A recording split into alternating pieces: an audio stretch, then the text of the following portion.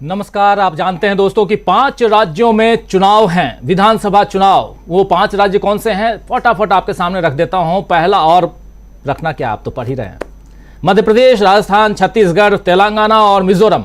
इन 5 राज्यों में किसकी बनेगी सरकार? 3 दिसंबर को 5 राज्यों के रिजल्ट आएंगे, यानी सरकार किसकी बनेगी। और 3 दिसंबर से पहले कल 7 नवंबर से चुनाव यानी मतदान की शुरुआत हो रही है, मतदान का आगाज हो रहा है।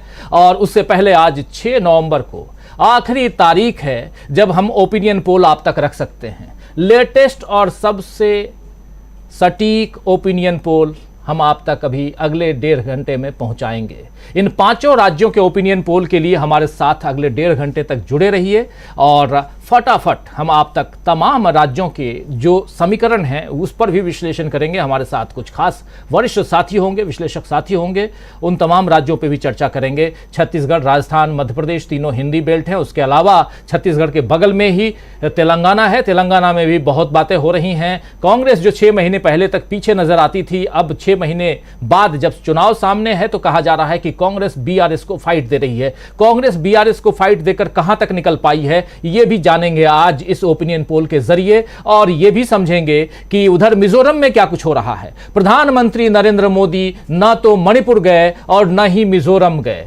मणिपुर तो चलिए नहीं गए, वहां फेस सेविंग वाली बात थी, लेकिन मिजोरम में वोट मांगने का अधिकार तो आपको था ही। मोदी जी, आप वहां क्यों नहीं गए? ये बात मैं नहीं कह रहा हूं, वहां के लोग कह रहे हैं और चुनावी विश्लेषक कह रहे हैं, वही आप तक पहुंचा रहा हूं। तो ये तमाम बातें और इन तमाम बातों के साथ साथ आंकड़ों के साथ, फिगर्स के साथ कि कहां किसकी सरकार बन रही है, ये भी जानेंगे, समझेंगे। हमारे साथ कुछ वरिष्ठ साथी जुड़े हुए हैं, उन सबसे पहले आपका परिचय करवा देता हूं और चर्चा को आगे भी बढ़ाएंगे और साथ साथ कुछ आंकड़े भी आप तक पहुंचाएंगे। जरा उन तमाम हमारे साथियों को स्क्रीन पर ले आइए। देखिए, इस वक्त एक सबसे खास मेहमान हमारे साथ जुड़े हुए हैं। इधर आप सबसे कोने में देख रहे होंगे नीचे इलेक्ट लाइन और डीबी लाइव दोनों मिलकर के जिस ओपिनियन पोल को आपके सामने ला रहा है, उसके सीईओ विजय शुक्ला जी हमारे साथ, डॉक्टर विजय शुक्ला जी हमारे साथ जुड़े हुए हैं। विजय जी, आपका स्वागत करता हूं। हमारे साथ और भी साथी जुड़े हुए हैं। इलियास शमसी साहब हमारे साथ जुड़े हुए हैं उधर तेलंगाना से। सीधे तेलंगाना में क्या कुछ हो रहा है इनसे समझेंगे। शमसी साहब, बहुत बहुत शुक्रिया कि आप जुड़े और बहुत स्वागत है आपका इस कार्यक्रम में। हमारे साथ उधर मध्य प्रदेश से जुड़े हुए हैं हमारे साथी डॉक्टर राकेश पाठक जी। पाठक साहब, आपका स्वागत करता हूं इस कार्यक्रम में। और आजकल पाठक साहब ने सिंधिया परिवार को, बीजेपी को हिलाकर रख दिया है। उनकी नई किताब आई है, जरूर पढ़िएगा दोस्तों, उस पर हम बाद में चर्चा करेंगे।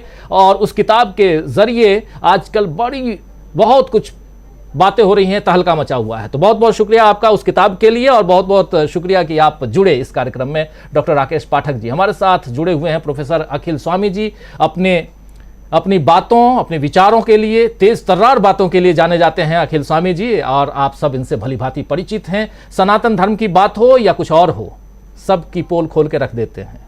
आज किसकी पोल खोलेंगे, जरा इनसे समझेंगे हम। स्वामी जी, आपका स्वागत करता हूं। हमारे साथ प्रशांत टंडन जी जुड़े हुए हैं। आप सब जानते हैं, लंबा अनुभव रहा है, टेलीविजन चैनल्स में अलग अलग मोर्चों को संभालते हुए नजर आए हैं प्रशांत जी, और अभी पिछले दिनों लगातार चुनावी राज्यों का दौरा कर रहे हैं। कल ही हम दोनों साथ लौटे हैं छत्तीसगढ़ से। उससे पहले प्रशांत जी उधर मध्य प्रदेश में डॉक्टर राकेश पाठक जी के साथ, तो उधर राजस्थान में भी कुछ अलग अलग जगहों में, अलग अलग इलाकों से वहां का सूरत हाल जानकर लौट चुके हैं। हमारे साथी यहां 2 और वरिष्ठ साथी जुड़े हुए हैं। स्टूडियो में शकील अख्तर जी जुड़े हुए हैं। शकील अख्तर जी से आप भली भांति परिचित हैं और कांग्रेस से लेकर तमाम राजनीतिक विषयों पर गहरी पकड़, लंबा अनुभव और क्या अंदर खाने चल रहा है, इनसे बेहतर कोई नहीं बता सकता। शकील अख्तर जी, आपका स्वागत करता हूं। और हमारे साथी, हमारे ऑनलाइन एडिटर अमलेंदु उपाध्याय जी, अपनी विभाग टिप्पणी के लिए। अमलेंदु जी अपनी बातें, अपने विचार जो रखते हैं, आप भी कई बार आप लोगों को गुदगुदाते रहते हैं, तो आज वो गुदगुदी कहाँ तक जाती है, ज़रा उनके ज़रिए समझेंगे। तो बहुत बहुत शुक्रिया हमारे तमाम साथियों का, सातों साथियों का। और आप तमाम दोस्त साथी शुभचिंतक जो 7 बजे जुड़ते हैं, अभी भी जुड़ चुके हैं, अगर नहीं जुड़े हैं तो जुड़ चुके हैं जो, उनके पास जल्दी से फोन कीजिए, लिंक भेजिए कि इस कार्यक्रम को मिस ना करें। इसके बाद 7 बजे से हम न्यूज पॉइंट हमेशा की तरह आप तक पहुंचाएंगे ही, लेकर आएंगे ही, लेकिन इस 1.5 घंटे में आपके सामने पूरी बात हम रखेंगे कि आखिर कहां किसकी सरकार बनने जा रही है। इलेक्ट लाइन और देश डीबी लाइव ने क्या कुछ धरातल से खोज के निकाला है वो आप तक पहुंचाएंगे। बहुत सारे सर्वे आप देख चुके हैं, बहुत सारे ओपिनियन पोल देख चुके हैं और आज आखिरी मौका है ओपिनियन पोल का इन 5 राज्यों का, क्योंकि कल से ओपिनियन पोल पे कल से लेकर 30 तारीख तक बैन है, हम नहीं दिखा सकते। आज आपको दिखा रहे हैं, आपके सामने आ रहे हैं। जल्दी जल्दी हमारे तमाम साथियों के बीच एक एक राज्य, जिस राज्य में सबसे पहले प्रोफेसर अखिल स्वामी जी आपके पास ही आना चाहता हूं, कौन सा राज्य ऐसा है जहां बीजेपी जीत रही है? आपसे यह सवाल। ये तो आपने इतना मुश्किल प्रश्न पूछ लिया कि मैं असमर्थ हूं, जवाब नहीं दे पाऊंगा। हाँ, अगर गुजरात में इलेक्शन हो रहा होता तो मैं कहता शायद गुजरात जीत जाए। बाकी तो मुझे कहीं गुंजाइश दिखाई नहीं पड़ रही भारतीय जनता पार्टी की। और मुझे ऐसा लगता है अगर खाता उनका खुल गया तेलंगाना में तो उन्हें मिठाई बांटनी चाहिए, और मिजोरम में खाता खुल जाए तो उन्हें मिठाई बांटनी चाहिए, और अगर एक इज्जत वाली हार मिल जाए छत्तीसगढ़, मध्य प्रदेश और राजस्थान में, तब भी उन्हें मिठाई बांटनी चाहिए। मुझे तो कोई स्कोप और होप दिखाई नहीं पड़ रहा है इन 5 राज्यों में और 2024 के लोकसभा चुनाव में भी। तो इसलिए मुझे तो नहीं लगता कि कहीं कोई गुंजाइश है। अब बाकी शुक्ला जी बताएंगे, आपका ओपिनियन पोल बताएगा, लेकिन जो मेरा ओपिनियन पोल है उसके हिसाब से बिल्कुल 5-0 है। और जैसे जैसे दिन बीतेंगे, जैसे जैसे लोग पोलिंग स्टेशन तक जाएंगे, वैसे वैसे आप देखिएगा ये लीड बढ़ती जाएगी और एक तरफा चुनाव होगा। अब देखते हैं ओपिनियन पोल आपका क्या कहता है, और फाइनल पोल 3 दिसंबर को जो हम डिस्कस करेंगे तब देखेंगे क्या होता है। लेकिन मुझे ऐसा लगता है बीजेपी के लिए कोई चांस है नहीं। स्वामी जी के सामने पहला सवाल ही बहुत मुश्किल सवाल आ गया था, उसका जवाब ये घुमाकर देने की कोशिश की है। खुद अध्यापक हैं और जानते हैं कि विद्यार्थी यानी छात्र कैसे जवाब देते हैं, क्योंकि उनको हर सवाल अटेम्प्ट करना है। तो उस सवाल को भी ये उसका जवाब ढूंढ रहे थे, इन्होंने ढूंढ लिया और दूसरे राज्यों से निकाल करके रख दिए। लेकिन बहुत मुश्किल सवाल स्वामी जी के हिसाब से। ज़रा समझना चाहता हूं प्रोफेसर डॉक्टर राकेश पाठक जी आपसे कि आपके नज़रिए से कौन सा राज्य बीजेपी के लिए आसान दिखाई दे रहा है?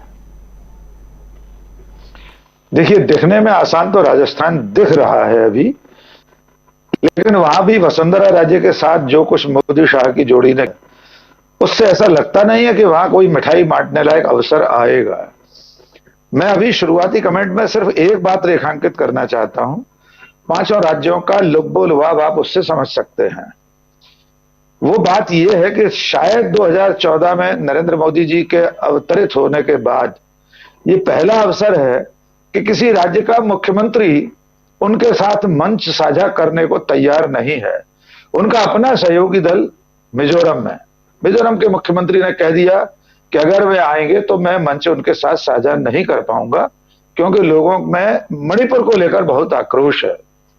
आप कल्पना कर सकते हैं जिन नरेंद्र मोदी जी के साथ फोटो खिंचवाने के लिए दुनिया भर के राष्ट्राध्यक्ष, दुनिया भर के प्रधानमंत्री, हॉलीवुड के अभिनेता, मंगल ग्रह का राष्ट्राध्यक्ष, बुध के और तमाम जितने ब्रह्मांड में ग्रह हैं वहां सब के जो अधिपति हैं, वे सब जिस व्यक्ति के साथ फोटो खिंचाने के लिए तैयार रहते हैं, लालायत रहते हैं, उस महानायक के साथ तस्वीर में आने से उनका अपना एक सहयोगी दल और उसका मुख्यमंत्री बच नहीं रहा, एलानिया कह रहा है कि मैं आपके साथ मंच साझा नहीं कर पाऊंगा।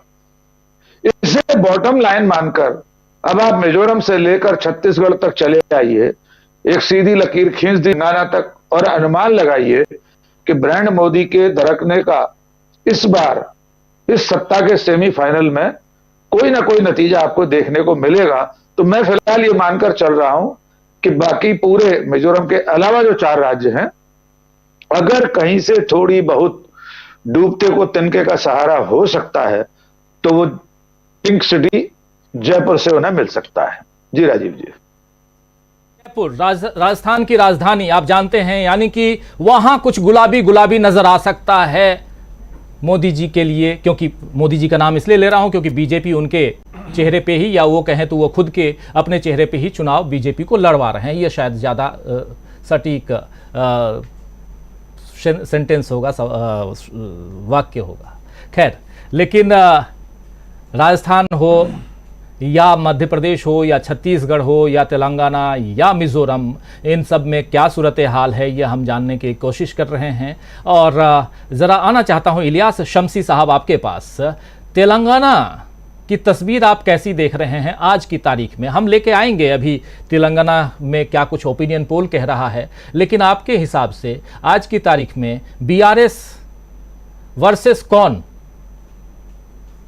देखिए, आज की तारीख में बीआरएस वर्सेस कांग्रेस है, क्योंकि तकरीबन महीना 1.5 महीना पहले जो बीजेपी के यहाँ के प्रेसिडेंट हुआ करते थे बंडी संजय, उनको हटा दिया गया। उनको हटाने के बाद सेंट्रल मिनिस्टर किशन रेड्डी को लाकर यहाँ का प्रदेश अध्यक्ष बनाया गया, जिसकी वजह से बीजेपी कमजोर पड़ गई।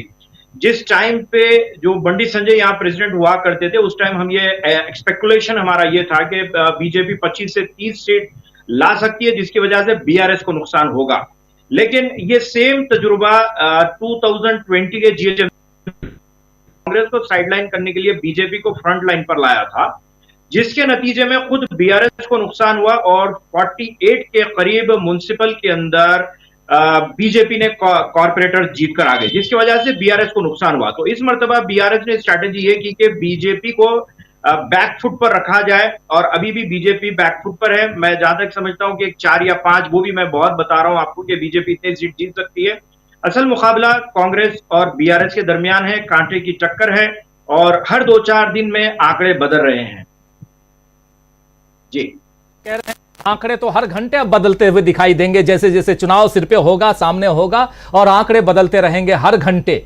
और ऐसे ही आंकड़े उधर छत्तीसगढ़ के भी बदल रहे हैं। जब छत्तीसगढ़ में कल पहले चरण का मतदान है, मिजोरम में भी कल फर्स्ट फेज में ही, और पूरे 40 की 40 सीटों पर मतदान है। मिजोरम और छत्तीसगढ़ कल सुर्खियों में होगा। सुर्खियों में हालांकि छत्तीसगढ़ और मिजोरम पहले से है, और छत्तीसगढ़ के मुख्यमंत्री भी सुर्खियों में बने हुए। जरा आना चाहता हूं प्रशांत टंडन जी, अभी आप छत्तीसगढ़ से लौट के आए हैं, क्या कुछ आपके हिसाब से छत्तीसगढ़ में होने जा रहा है? ओपिनियन पोल हम रखेंगे, उस पर चर्चा करेंगे, लेकिन जो आप देख के आ रहे हैं, जल्दी फटाफट छत्तीसगढ़ पे आपकी एक टिप्पणी। हाँ, छत्तीसगढ़ से पहले राजीव जी बहुत जल्दी 2 चीज़ें मैं कहूँगा कि इस चुनाव में जीते कौन, ये भी आंकड़े आप एक तस्वीर पेश करेंगे कि संभावना किसकी है। लेकिन मैं बड़े दावे के साथ कह सकता हूँ कि 2 पार्टनर बीजेपी के बहुत बुरी तरह हार के लौटने वाले हैं। एक है ईडी और दूसरे है हिंदू मुसलमान करने वाला मीडिया। ये दोनों हार के लौटने वाले हैं, और जिनकी प्रतिष्ठा दांव पे लगी है वो 2 लोग हैं, नरेंद्र मोदी और चुनाव आयोग। इनकी प्रतिष्ठा बचती है या नहीं बचती है, 3 दिसंबर को मालूम पड़ेगा, क्योंकि चुनाव आयोग भी दर्शक दीर्घा में बैठा है कि किस तरीके से एजेंसियों का इस्तेमाल हो रहा है, और लेवल प्ले फील्ड, यानी एक जो केस इन्वेस्टिगेशन के लायक भी नहीं। मैं छत्तीसगढ़ के उस ईडी के कार्रवाई पे बात कर रहा हूँ, उस पे अभी कोई इन्वेस्टिगेशन भी मतलब जुलाई से चल रहा था, आज कल वो ऐप बैन हुए हैं। तो उस पे ईसी को, इलेक्शन कमीशन को कुछ करना चाहिए था कि ये क्या तमाशा है। दूसरी बात कि जो आपने छत्तीसगढ़ की बात पूछी है, छत्तीसगढ़ में कल चुनाव वहाँ पे है जहाँ जो हिस्सा तय करता है कि रायपुर कौन पहुँचेगा, यानी जो ट्राइबल एरिया है, और ख़ासकर जो 12 सीटें हैं, तो वो 12 सीटें तय करेंगी कि कल कौन पहुंचने वाला। तो कल 20 सीटों पर चुनाव है, उन 12 की 12 सीटें कांग्रेस के पास थी पिछली बार, और बस्तर इलाके की, वो बस्तर इलाके की सीटें तय करेंगी। जो हमको लगा वहाँ पे जाकर, और अभी भी आपके आंकड़े बताएंगे, उसका मुझे इंतज़ार है कि कांग्रेस अभी भी वहाँ पे एडवांटेज में है। और क्योंकि मैं पहले भी कह चुका हूँ कि 85% सीटें कांग्रेस की गांव के क्षेत्रों से आती, ग्रामीण सीटों से, उसका एक दूसरा एक जो रिएक्शन मुझे देखने को मिला कि शहरी इलाकों में हो सकता है कि कांग्रेस को कुछ थोड़ा बहुत नुकसान हो वहाँ पे। राजीव जी, में कांग्रेस को थोड़ा नुकसान हो सकता है, लेकिन ग्रामीण इलाके में कांग्रेस मजबूत दिखाई दे रही है। और कल छत्तीसगढ़ में फर्स्ट फेज का मतदान है, वोटिंग है, और 20 सीटों पर पोलिंग है, उसमें से 12 सीटें बस्तर के पार्ट से आती हैं और 8 सीटें जो हैं वो राजनांदगांव और कवर्धा 2 जिले हैं वहां से आती हैं। जिले इसमें और भी हैं लेकिन ये 2 क्षेत्र से आती हैं, कह सकते हैं 8 सीटें। 12 की 12 सीटें इस वक्त छत्तीसगढ़ में कांग्रेस के पास हैं और टोटल 20 सीटों में से 19 सीटें कांग्रेस के पास हैं। एक सीट जो कांग्रेस के पास नहीं है उस पर विराजमान हैं पूर्व मुख्यमंत्री रमन सिंह। तो ये तस्वीर वहां की छत्तीसगढ़ की। जरा जल्दी से इधर आना चाहता हूं, स्टूडियो में हमारे साथी शकील अख्तर जी। शकील अख्तर जी, कांग्रेस के लिए सबसे आसान राज्य आपके नजरिए से इन 5 राज्यों में कौन सा है? देखिए, आज की जो स्थिति है उसमें कांग्रेस के लिए सभी राज्य अच्छे हैं। किसी एक राज्य का कहना बहुत मुश्किल है, मगर किसी एक राज्य की अगर बात की जाए तो मध्य प्रदेश या छत्तीसगढ़ हो सकते हैं। इन दोनों में कांग्रेस की स्थिति बहुत ज़्यादा अच्छी है और राजस्थान और तेलंगाना में वो मुकाबले में है और बड़ा ज़बरदस्त मुकाबला है जिसमें कांग्रेस लगातार आगे बढ़ती चली जा रही है। और आपने जो पहला सवाल पूछा था तो वो उसका जवाब ये है कि बीजेपी के लिए सबसे बेहतर राज्य कौन सा है ये हमें देखना पड़ेगा। तो आज की तारीख में 5 में से कोई भी राज्य ऐसा नहीं है जिसको बीजेपी कह सके कि ये हमारे लिए बेहतर है। और इसीलिए प्रधानमंत्री ने चुनाव से ठीक पहले, मतदान से ठीक पहले दुर्ग में 5 किलो मुफ्त अनाज और बढ़ाएंगे का झुंझुना पकड़ाया है। ये आचार संहिता का एक बहुत बड़ा उल्लंघन है, लेकिन आज की तारीख में कोई इसको कह नहीं सकता। क्यों? क्योंकि चुनाव आयोग सुनता नहीं है। किसी भी प्रधानमंत्री के खिलाफ आज तक इतने मामले चुनाव आयोग में नहीं गए होंगे जितने नरेंद्र मोदी जी के खिलाफ गए हैं। और उसमें क्या हुआ, हम सब ने देखा कि एक बार तो 2019 के चुनाव में जब मोदी जी ने कई भाषण ऐसे दिए थे, कहा था कि ये बहुसंख्यक इलाका है, ये अल्पसंख्यक इलाका है और परमाणु बम जो है हमारे पास क्या दिवाली के लिए रखा हुआ है, तो उस पर 6 से ज़्यादा मामले चुनाव आयोग के सामने थे। और उसमें 3 चुनाव आयुक्तों में से एक ने पूरी असहमति प्रकट की थी कि इसमें मोदी जी के खिलाफ स्ट्रक्चर पास होना ही चाहिए, लेकिन बाकी 2 नहीं माने और वो अशोक लवासा साहब थे, वो इस्तीफ़ा दे के चले गए। ये अपने आप में बहुत बड़ी घटना थी हमारे चुनाव आयोग पे, बहुत बड़ा डेंट था ये। तो आज की तारीख में आचार संहिता क्या है, लेकिन कांग्रेस को इसका अच्छा जवाब देना चाहिए कि भाई ये 5 किलो ही देते रहोगे, 5 किलो से आगे नहीं बढ़ाओगे। अब उसे ये कहना चाहिए कि 5 किलो से आगे भी हम बढ़ाएंगे और साथ में हर हाथ को काम भी देंगे। आज की सबसे बड़ी ज़रूरत क्या है? हर हाथ को काम। हर बीमार का इलाज सरकारी अस्पताल में। ये आप बहुत सही कह रहे हैं। जो बच्चा छोटा होगा, जो 1 रोटी खाता होगा पहले या आधी रोटी, वो आज की तारीख में 3 रोटी खाने के लायक हो गया होगा। तो ये मोदी जी को सोचना चाहिए। आप बिल्कुल सही कह रहे हैं कि 5 किलो नहीं बल्कि अब कम से कम 10 किलो अनाज देना चाहिए। अगर आप आचार संहिता का उल्लंघन कर ही रहे हैं तो पूरी तरह कीजिए ना भाई। ये एक नशा है। देखिए, आप गाँव में आप भी होके आ रहे हैं, हम भी बहुत जगह गए। 5 किलो अनाज गांव में लेके आदमी कुछ काम नहीं कर रहा है। कांग्रेस लाई थी मनरेगा, उसमें आदमी काम करता था। इसमें 5 किलो अनाज लेता है, गांव में अपना जैसी भी झोपड़ी है, कहीं भी रहने की जगह है, वहाँ वो रहता है और उसके अलावा उसको कहीं मजदूरी छोटी मोटी मिल गई तो कर लेता है। आदमी देश का जो है बेकार होता जा रहा है। यही बात कहना चाहिए कि 5 किलो नहीं, ज़्यादा देंगे लेकिन साथ में काम देंगे हम। और इसके साथ जो सबसे बड़ी ज़रूरत की चीज़ है वो सरकारी अस्पताल ख़त्म हो गए गाँव में, आपने देख के आए भी। सरकारी स्कूल ख़त्म हो गए, उनके बच्चों के लिए सरकारी स्कूलों की बहुत ज़रूरत है। और जब काम देंगे, कुछ पैसा आएगा तो तेल भी खरीद सकता है आदमी, चप्पल जूते भी खरीद सकता है आदमी, दाल और चावल भी खरीद सकता है आदमी। बिल्कुल। 5 किलो अनाज से क्या होगा? बिल्कुल शकील साहब, बहुत सारी बातें आगे और इस पे करेंगे आप जो कह रहे हैं। जल्दी से, चूंकि हमको अब समय कम है, 1.5 घंटे में पूरे 5 राज्यों पे आना है और एक एक टिप्पणी चाहता हूं। विजय शुक्ला जी के पास आऊंगा, लेकिन उनसे पहले जरा अमलेंदु उपाध्याय जी और विजय शुक्ला जी के पास आकर फिर वो जो पिटारा है वो उनके हाथों खुलवाएंगे। लेकिन पहले अमलेंदु उपाध्याय जी, आप कैसे देखते हैं, इनमें से कौन सा राज्य कांग्रेस पार्टी के लिए सबसे आसान राज्य है, जहां कांग्रेस जीत ही रही है? राजीव जी, जहां जीत ही रही है अगर ऐसा कहा जाए तो छत्तीसगढ़ तो है ही उसमें नंबर 1 पे, और वो तो शुरू से ही आ रहा है। मुझे लगता है दूसरा पे अगर बात की जाए तो मध्य प्रदेश है, और तीसरे पे राजस्थान है, चौथे पे तेलंगाना है, 5वें मिजोरम में हो सकता है कुछ इधर उधर हो। लेकिन जहाँ तक भारतीय जनता पार्टी का सवाल है राजीव जी, मुझे लगता है कि उनकी सरकार इन 5 राज्यों में नहीं बन रही है। उन्हें अगर बनाना है तो विप्लव देव जी के बयान का स्वागत करते हुए पाकिस्तान में सरकार बना लें। यहाँ तो बनती नहीं दिख रही इन 5 राज्यों में। राज्यों में सरकार नहीं बन रही, लेकिन ऐसे राज्य वहां पाकिस्तान में खोज लें, वहां शायद विप्लव देव जैसा कहते थे विपक्षी दलों के लिए, वैसा इन्होंने कह दिया है अमलेंदु उपाध्याय जी ने बीजेपी के लिए। चलिए जरा आना चाहता हूं विजय शुक्ला जी। विजय शुक्ला जी, इलेक्ट लाइन और डीबी लाइव का ये सर्वे, आपका नजरिया। सबसे पहले ये समझना चाहता हूं कि अब आज आखिरी दिन है, बहुत सारे सर्वे आए, आप अब जो सर्वे पेश करने जा रहे हैं इसमें और बाकी लोगों ने जो दिया है, क्या फ़र्क नज़र आता है? क्या कहें हम, कितनी दावेदारी हमारी सही है? देखिए राजीव जी, जब हम लोग सर्वे करते हैं तो इस बात की सबसे पहले पुख्ता करते हैं कि जो बोलेंगे वो सही साबित हो जमीन पर। उसमें हर एक मुद्दे को हमने ध्यान में रखा है।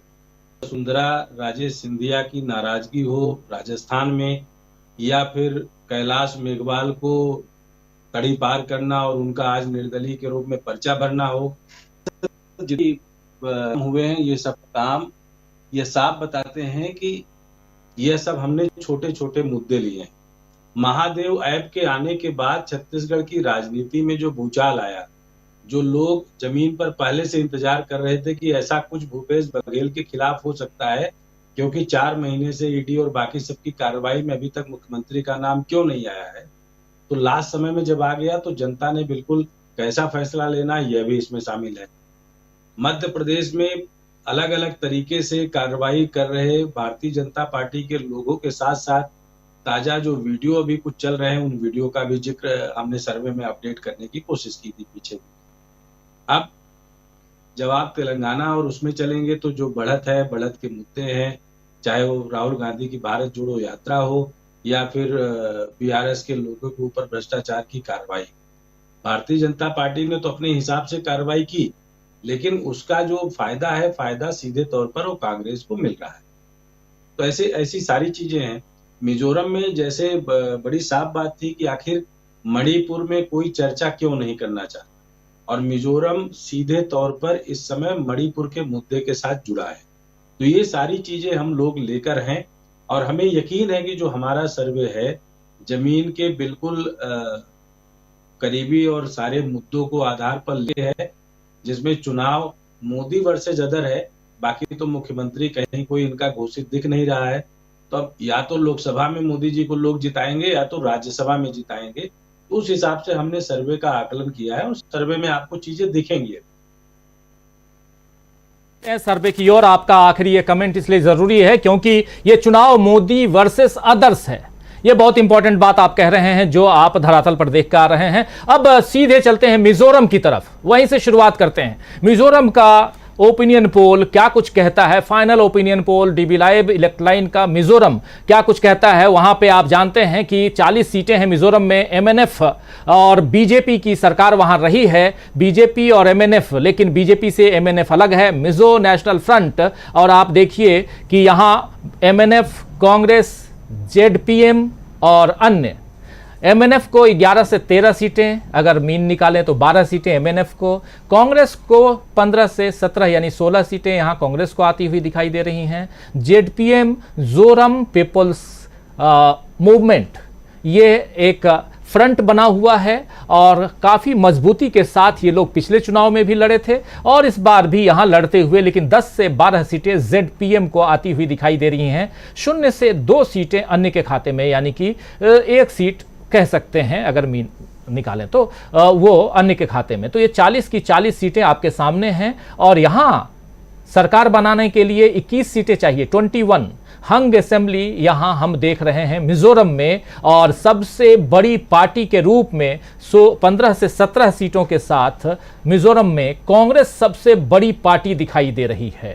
जरा पहली प्रतिक्रिया में आना चाहता हूं प्रशांत टंडन जी आपके पास, मिजोरम को लेकर के क्या कहेंगे। कांग्रेस यहां सबसे बड़ी पार्टी तो बन रही है प्रशांत जी, लेकिन सरकार किसी की नहीं बन रही है। और एमएनएफ यहां 11 से 13, कहा जा रहा है कि एमएनएफ में काफ़ी डेंट है, लेकिन एमएनएफ ने ये भी इस सर्वे के दौरान ये भी सुनने को आया, विजय शुक्ला जी बाद में बताएंगे, कि एक सही समय पर वहां के मुख्यमंत्री ने मंच साझा न करने का जो फैसला लिया, उसके कारण इनको यहां थोड़ी सी बढ़त मिली है। क्या कहेंगे? जी देखिए, पहली बात तो कि मिजोरम के चुनाव में और इस वक्त उत्तर पूर्व में, नॉर्थ ईस्ट में कहीं भी चुनाव होता, मणिपुर का रिफ्लेक्शन उस चुनाव में आना ही था।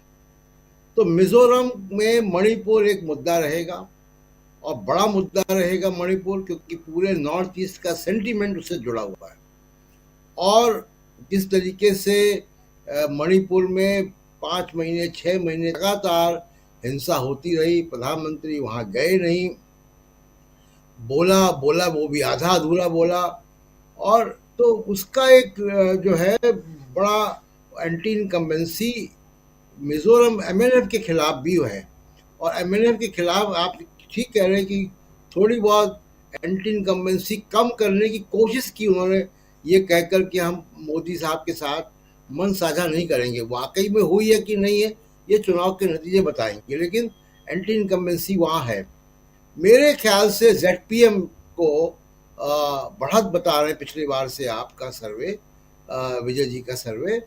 तो मुझे ऐसा लगता है कि ZPM को इतनी बढ़त शायद इस बार ना मिले, और क्योंकि राहुल गांधी वहाँ गए और सोनिया गांधी की अपील गई है, और इस दोनों चीज़ों का बड़ा असर होगा। और मणिपुर पे राहुल गांधी जाते रहे और इन दोनों फैक्टर का असर होगा। यानी कांग्रेस को मुझे लगता है कि जो 15-17 आप दे रहे, 3 दिसंबर को हम देखेंगे, हो सकता है कि मैं गलत हूँ या विजय जी का आंकड़ा जो है वो ठीक ना बैठे, लेकिन मुझे लगता है कि कांग्रेस जो है वो मेजॉरिटी के करीब होगी या मेजॉरिटी पे आ जाएगी मिजोरम में। कितने लोग, हमारे तमाम साथी हैं, कितने लोग जो यहाँ कह रहे हैं प्रशांत टंडन जी की कांग्रेस हो सकता है कि ये जो जादुई आंकड़ा है 21 सीटों का, यानी कि अगर आपको सरकार बनाना है, बहुमत का आंकड़ा छू लेगी या पार कर जाएगी। डॉक्टर राकेश पाठक जी, आप कैसे समझते हैं? क्या लगता है आपको, जो यहाँ विश्लेषण कर रहे हैं प्रशांत टंडन जी, उस विश्लेषण से कितना आप सहमत हैं? ZPM की बात कर रहे हैं और बिल्कुल सही है कि शायद ZPM यहाँ पर हमारे सर्वे के हिसाब से बहुत ज़्यादा, और ZPM से कट के कुछ चीज़ें उधर कुछ आंकड़े जो हैं वो जुड़ जाएं कांग्रेस की तरफ। तो यहाँ 3-4 का मामला है, बहुत ज़्यादा बड़ा नहीं है। कांग्रेस को पूर्ण बहुमत भी मिलता हुआ दिखाई देता है। क्या आपका नजरिया इस पर? देखिए, उत्तर पूर्व के राज्यों में अक्सर पिछले दशकों में अगर आप देखेंगे तो बड़ा ढुलमुल सा जनादेश आता रहा है, और ये जो अभी आंकड़े दिख रहे हैं ये भी इसी तरह से त्रिशंकु विधानसभा बनाता हुआ दिख रहा है। लेकिन जैसा कि प्रशांत जी ने कहा कि मणिपुर की छाया मिजोरम तक आ रही है, राहुल गांधी का मणिपुर जाना, लगातार उस मुद्दे पर मुखर होना, संसद में आवाज उठाना, खुद मणिपुर में भारतीय जनता पार्टी के जो नेता हैं, प्रदेश अध्यक्ष से लेकर उनके तमाम लोग जिस तरह के बयानात देते रहे हैं, उससे ऐसा लगता है कि मिजोरम की जनता भी इस बात से तो प्रभावित हुई ही होगी कि कांग्रेस पार्टी का नेता मणिपुर के लोगों के हक की बात कर रहा है। और सोनिया गांधी की चिट्ठी की बात कही आपने, हम सब जानते हैं, अतीत में अगर हम झांके तो ललडेंगा के साथ जो राजीव गांधी का समझौता हुआ था, उसके बाद जो शांति हुई, उपद्रवग्रस्त राज्य रहा दशकों तक। उसके बाद धीरे धीरे लोकतंत्र की राह पर चलना शुरू किया उसने। और ये जो निर्णायक बात जो मैंने शुरू में कही थी, बड़ा संकेत उसे मानना चाहिए कि बीजेपी का घटक दल, सहयोगी दल जो सरकार में शामिल था, उसका मुख्यमंत्री बीजेपी से दूरी न केवल दिखाना चाहता है, बाकायदा ऐलान करके ये बता रहा है कि हम आपके साथ मंच पर नहीं होना चाहते। वो किसी एक तस्वीर में नरेंद्र मोदी के साथ खड़े हुए एक फ्रेम में नहीं दिखना चाहता। यानी मुख्यमंत्री जानता है कि वहां के लोग, उस प्रदेश के लोग भारतीय जनता पार्टी या नरेंद्र मोदी से मणिपुर के कारण बहुत नाराज हैं, और अगर मैं उनके साथ रहूंगा किसी फोरम में तो मुझे नुकसान होगा। तो मुझे लगता है लेकिन इस चीज में अब देर हो चुकी। एन चुनाव में, चलते चुनाव में अगर आप कह रहे हैं कि मोदी जी ना आए, मैं उनके साथ मंच पर नहीं रहूंगा, तो लोग भी इस बात को समझ रहे हैं कि आप तो पूरे 5 साल उनके साथ सरकार चला रहे थे, अब एन वक्त पर आप उनसे दूरी दिखा रहे हैं। तो मुझे नहीं लगता कि लोग इस बात से प्रभावित हुए होंगे, बल्कि इस बात के बाद लोगों के मानस में कांग्रेस के प्रति विश्वास बढ़ा होगा, तो मैं प्रशांत जी के साथ जाना चाहता हूं, ये आंकड़ा 17 की जगह सरकार बनाने की सीमा तक पहुंच सकता है। जी राजीव जी, 17 की जगह सरकार बनाने की सीमा यानी बहुमत का आंकड़ा छू सकता है या पार कर सकता है, ये बात डॉक्टर राकेश पाठक जी भी कह रहे हैं और यही बात यहां प्रशांत टंडन जी भी कह रहे थे। जरा आप लोगों के बीच आऊं, लेकिन उससे पहले एक राज्य और चलते हैं, बगल वाला राज्य इधर तेलंगाना से हमारे साथी जुड़े हुए इलियास शम्सी साहब, उनसे भी हम समझेंगे जो आंकड़े यहां हम दिखाने जा रहे हैं और इन आंकड़ों के आधार पर हम जानेंगे समझेंगे कि आखिर तेलंगाना की तस्वीर क्या कहती है। जरा जल्दी से ले आइए तेलंगाना की तस्वीर। बीआरएस की सरकार है इस वक्त, बीआरएस, कांग्रेस, बीजेपी और अन्य। देखिए बीआरएस को 43 से 49 सीट्स, कांग्रेस को 58 से 64 सीट्स। आपको बता दूं दोस्तों कि 119 सीट्स जो हैं वो विधानसभा में हैं और उसमें से सरकार बनाने के लिए 60 सीटें चाहिए। बहुमत के आंकड़े को छूने के लिए, पार करने के लिए 60 सरकार बनाने के लिए। और यहां कांग्रेस 58 से 58 से 64 और इसके मीन पे जाएं अगर आप, तो ये आप देख रहे हैं कि 61 सीटें आती हुई दिखाई दे रही हैं कांग्रेस को, यानी कि सरकार कांग्रेस बनाती हुई बहुत ही बिल्कुल नेक उस पोजीशन पे जहां के बारे में अभी मिजोरम के बारे में कह रहे थे हमारे दोनों साथी प्रशांत टंडन जी और राकेश पाठक जी कि वहां तक कांग्रेस पहुंच सकती है, यहां उस आंकड़े को छू रही है आज की तारीख में। जबकि 30 तारीख को और हमारे साथी इलियास शम्सी साहब कह रहे थे कि ये हर दिन बदलती हुई तस्वीर है हम लोगों के सामने। अभी आज 6 तारीख है और 30 तारीख में अभी 24 दिन बाकी है, जिस दिन मतदान है। 24 दिनों में बहुत कुछ हो सकता है। आज की तारीख में राहुल गांधी और रेवंत रेड्डी, प्रियंका गांधी, मल्लिकार्जुन खड़गे, तमाम कांग्रेस के नेताओं की मेहनत यहां लाती हुई दिखाई दे रही है। सबसे पहले आना चाहूंगा इलियास शम्सी साहब, इन आंकड़ों को देखकर जो सरकार अभी है उनके एंटी इनकम्बेंसी फैक्टर को कितना यहां पर प्रभावित करते हुए ये आंकड़े दिखाई देते हैं, खासकर प्रभावित नहीं रिफ्लेक्ट करते हुए कितना दिखाई देते हैं, जिसमें जो प्रभाव है वो दिखाई दे रहा है बीआरएस के ऊपर, यानी के चंद्रशेखर राव की पार्टी के ऊपर। बहुत कुछ उन्होंने बांटा है किसानों को लेकर के और घर की बात उन्होंने की, लेकिन क्या यहां 10 साल जो है यानी 10 साल तक सरकार में रहना लगातार वो भारी पड़ता दिखाई दे रहा है या कुछ और है? देखिए, जहां तक बात तेलुगु स्टेट्स की है, तेलुगु स्टेट्स की तारीख रही है, यानी 10 साल से ज्यादा यहां पर किसी की सरकार नहीं रही है। 2014 में तो तेलंगाना आया है, लेकिन तेलंगाना से पहले जो कॉम्बाइन हमारा आंध्र प्रदेश और तेलंगाना हुआ करता था, उसमें भी 10 साल से ज्यादा कोई सरकार में टिक नहीं पाया है, क्योंकि एंटी इनकम्बेंसी फैक्टर जो होता है वो जरूर काम करता है। आपने अभी जो ओपिनियन पोल दिया है, ये मैं मानता हूं कि ये बिल्कुल सटीक है और परफेक्ट है। यही वजह से बीआरएस अभी जो रूलिंग में है, ये दोनों के साथ अपने फ्रेंडली रिलेशन मेंटेन कर चल रही है। दोनों यानी बीजेपी के साथ भी ये फ्रेंडली जा रही है और एमआईएम के साथ भी फ्रेंडली जा रही है। और ये इंटरनल इनका अपना पैचअप ऐसे ही हुआ है कि अगर मार्जिन पे जाकर रुक जाए, क्योंकि अगर 60 सीटें आती हैं तो ही सरकार बनती है।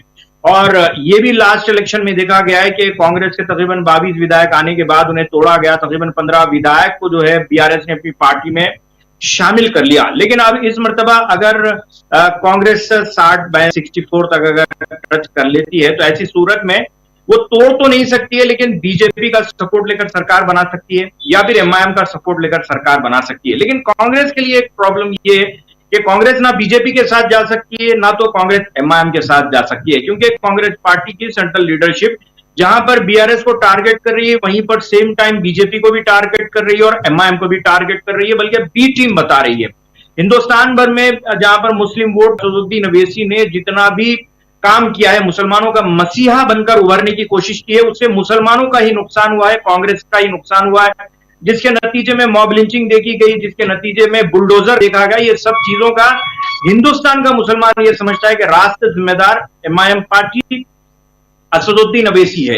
इसीलिए बीआरएस जो है दोनों के साथ सॉफ्ट जा रही है, ताकि अगर जरूरत पड़ जाए तो इनका सपोर्ट लेकर सरकार बना सके। लेकिन मेरा अपना एक ओपिनियन है, मेरा अपना ओपिनियन यह है कि इस मर्तबा एक 10 सीटों के लिए ऊपर या नीचे की जो कोशिश है वो 10 तारीख के बाद देखने में आएगी, क्योंकि अभी तक जो कांग्रेस ने पिछले महीने 2 महीने से जो यहां पर मेहनत कर रही है, बीआरएस पार्टी बिल्कुल उसी की कॉपी मार रही है। जैसे अगर आप कांग्रेस पार्टी का मैनिफेस्टो देख ले कि 6 गारंटी अगर देख ले, जिसमें गैस को 500 रुपए बताया गया, तो ये 400 रुपए बोल रहे हैं।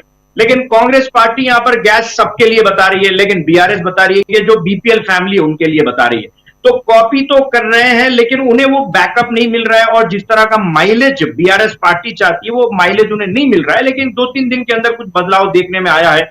बीआरएस पार्टी भी थोड़ा एग्रेसिव मूड में आई है। अभी बी फॉर्म्स वगैरह चल रहे हैं, पार्टी के जो भी असेंबली के अंदर उम्मीदवार है वो अपने नॉमिनेशन डालने में है। तो ये 10 तारीख तक ऐसे ही चलेगा। 10 तारीख के बाद देखते हैं कि किस तरह जो है एग्रेसिव ये कैंपेन होगा, और इसका नतीजा +10 या -10 कुछ भी हो सकता है। हैं और ये जो कांग्रेस, ये जो कॉपी वाली बात, कॉपी कैट वाली जो बात है, वो यहां साफ हमने छत्तीसगढ़ में भी देखा। कांग्रेस 17 वादों के साथ छत्तीसगढ़ में मैदानों में कूदी हुई थी और भूपेश बघेल की लीडरशिप में तमाम वादों को, गारंटीज को वहां रखा जा रहा था। लेकिन जब पहले मैनिफेस्टो आता है बीजेपी का, तो उन वादों से थोड़ा थोड़ा ऊपर करके बीजेपी लेके आती है, लेकिन नहले पे दहला। और उसके बाद कल जब कांग्रेस पार्टी वहां अपना मैनिफेस्टो लाती है तो वो उसके ऊपर लेके आती है। तो कहीं ना कहीं चुनाव से पहले, यानी मतदान से पहले, बीजेपी पर कांग्रेस छत्तीसगढ़ में बढ़त बनाती हुई दिखी। और वैसे ही यहां तेलंगाना की जो बात आप रख रहे हैं, वहां भी बीआरएस और कांग्रेस के बीच वो फाइटिंग तो आप बिल्कुल सही कह रहे हैं कि हो रहा है। लेकिन एक बात और, बहुत महत्वपूर्ण बात आप कह रहे थे, उसको जोड़ करके सीधे शकील अख्तर जी आपके पास आना चाहता हूं। इन दोनों मसलों पर चर्चा करके फिर बढ़ेंगे हम छत्तीसगढ़। तो इसमें क्या है कि कांग्रेस या जो गठबंधन बना है, इंडिया गठबंधन, इनका मानना है कि 2024 में हम आ ही रहे हैं, और जो वादे राज्यों के हम कर रहे हैं, उन वादों के लिए अगर केंद्र की मंजूरी की जरूरत आगे पड़ी तो सरकार केंद्र में तो हमारी होगी। लेकिन क्या बीआरएस को ऐसा कॉन्फिडेंस है? मोदी जी ने तो मना कर दिया एनडीए में साथ आने से। तो शायद यही कॉन्फिडेंस की कमी है जो इलियास शम्सी साहब आप कह रहे थे कि बीपीएल कोटे वाले लोगों को 400 रुपए में हम गैस सिलेंडर तो देंगे, लेकिन सारे परिवार, मतलब सबको, तेलंगाना में वास करने वाले तमाम लोगों को जो गैस सिलेंडर के लिए एलिजिबल हैं, उनको देने का वादा बीआरएस नहीं कर पा रही है। ऐसे ही जमीन देने का वादा, उस पर घर बनाने के लिए कर्ज का वादा, ये तमाम वादे यहां पर करती हुई कांग्रेस पार्टी, बहुत सारे वादे हैं, और वहां जो कुछ करके आ रही है, राहुल गांधी जो करके आ रहे हैं, उसका रिफ्लेक्शन दिखाई भी दे रहा है लोगों में। शकील अख्तर जी, 2 आंकड़े जल्दी जल्दी आपसे, दोनों आंकड़ों के पर आपकी टिप्पणी चाहता हूं, फिर छत्तीसगढ़ चलते हैं जल्दी से। मणिपुर के बाद अब मिजोरम के लोग भी ये पूछने लगे हैं कि क्या हम भारतीय नहीं हैं? कोई ये बता सकता है कि आज तक कोई ऐसा चुनाव मोदी जी के प्रधानमंत्री बनने के बाद हुआ हो जिसमें मोदी जी उस राज्य में नहीं गए हों? कोई एक राज्य का नाम हमें कोई बता दे। नगर निगम और नगर पालिकाओं के चुनाव में भी गए हैं। तो उनका मणिपुर के बाद मिजोरम न जाना एक बहुत ही बड़ा और गलत संकेत गया है। आप देखिए कि वहाँ पे जो कांग्रेस सबसे बड़ी पार्टी बनके उभर रही है, उसका कारण ही यही है, मोदी जी के खिलाफ रिएक्शन। ये राहुल गांधी के जाने से तो हुआ ही हुआ है, लेकिन वहाँ के लोगों में इतनी नाराज़गी है, और जो वहाँ पे सत्तारूढ़ दल है एमएनएफ, उसकी भी नाराज़गी है, उसके मुख्यमंत्री की भी नाराज़गी है कि हमारे प्रधानमंत्री और हमारे पड़ोसी राज्य मणिपुर में नहीं गए, जहाँ के लोग हमारे यहाँ शरणार्थी बन के आ गए हैं, जहाँ पे इतनी ज़्यादा हिंसा हुई जिसका असर हमें भुगतना पड़ रहा है। तो ये बहुत ही गलत संकेत हैं। प्रधानमंत्री जी अगर ऐसे होते जो कहीं चुनाव प्रचार के लिए नहीं जाते तो समझ में आता है, मगर प्रधानमंत्री जी तो हर जगह चुनाव प्रचार के लिए जाते हैं, लेकिन उनका मिजोरम न जाना पूर्वोत्तर राज्यों के लिए, जो सारे के सारे सीमावर्ती राज्य हैं, एक बहुत ही गलत संकेत है। दूसरी बात, तेलंगाना जो है, तेलंगाना में जो आपका ओपिनियन पोल है वो हमें लगता है कि आशा के अनुरूप ही है। जिस तरह कांग्रेस और बढ़ती चली जा रही है, तो वो ट्रेंड ये बता रहा है कि कांग्रेस अभी और बढ़ेगी वहाँ पे। क्यों? क्योंकि बीआरएस के खिलाफ वहाँ पे इतनी ज़्यादा एंटी इनकम्बेंसी है, और इसके अलावा बीआरएस ने जिस तरह से पर्दे के पीछे जिन 2 लोगों से समझौता किया है, उसका बीआरएस को बड़ा नुकसान हो रहा है जी। एक बीजेपी के साथ और एक ओवैसी के साथ। बीआरएस आज ये समझाने में असफल साबित हो रही है कि वो इन दोनों का साथ क्यों ले रही है। क्यों? क्योंकि ये दोनों ही पार्टियां, ये दोनों ही जो ग्रुप हैं, ये वहाँ पे धार्मिक उन्माद पैदा कर रहे हैं। बीजेपी एक बात कहती है, ओवैसी उससे ज़्यादा बोलते हैं, बीजेपी फिर उससे ज़्यादा बोलती है। और ये किसी भी राज्य के लिए, जो आगे बढ़ने वाला राज्य है, जो नया राज्य है, उसके लिए किसी भी हालत में अच्छा नहीं हो सकता है। और कांग्रेस वहाँ पे शांति की बात कर रही है। कांग्रेस के जो भूतपूर्व अध्यक्ष है राहुल गांधी, वो पहले 3 दिन के लिए गए, उसके बाद 3 दिन के लिए फिर गए वहाँ पे, वो बहुत ही अच्छा संकेत गया है वहाँ पे। दूसरी एक बात हम और बता दें, जो आप इंडिया गठबंधन की बात कर रहे थे, ये चुनाव हार जाने के बाद बीआरएस भी इंडिया गठबंधन में शामिल होगी। क्यों? क्योंकि उससे भी मालूम है कि मैं हार जाऊं या जीत जाऊं, मोदी जी अब मुझे रहने नहीं देंगे। एक मैसेज बड़ा साफ चला गया है कि अगर 2024 मोदी जी जीत गए तो उसके बाद राजनीति क्या होगी, इसकी आप कल्पना भी नहीं कर सकते। जी बिल्कुल, राजनीति क्या होगी, किस दिशा में जाएगी देश की राजनीति, सियासत की बात 2024 के बाद अगर प्रधानमंत्री नरेंद्र मोदी तीसरी बार उस कुर्सी पर आसीन होते हैं तो इसके बारे में बहुत अलग अलग बातें हो रही हैं, जिस पे चर्चा हम लगातार करते भी हैं, विश्लेषण भी करते हैं हमारे तमाम विश्लेषक साथी।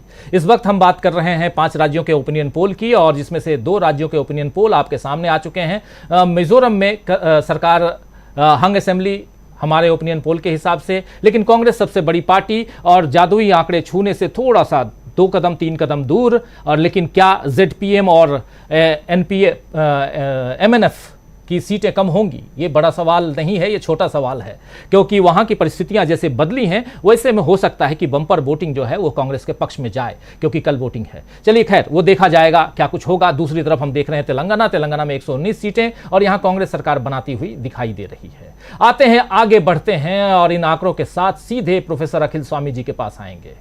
आंकड़े छत्तीसगढ़ का लेकर आना चाहता हूं आपके सामने, छत्तीसगढ़ के आंकड़े दिखाएं, लेकिन उससे पहले हमारे तमाम साथी और खासकर मैं अपनी टीम से कहूंगा कि छत्तीसगढ़ को 3 पार्ट में बांटा गया है। बस्तर का पार्ट है, सरगुजा का पार्ट है और मध्य छत्तीसगढ़ का पार्ट है। उन तीनों के आंकड़े को भी लेकर आइए और पूरे आंकड़े को लेकर आइए, ताकि समझ में आए कि छत्तीसगढ़ के नॉर्थ छत्तीसगढ़, साउथ छत्तीसगढ़ और सेंट्रल छत्तीसगढ़ में कहां कितनी सीटें, किनके खाते में कितनी सीटें जा रही हैं वो, और कुल कितनी सीटें आ रही हैं। जरा पूरा लेकर आइए। ऊपर 88 दिख रहा है,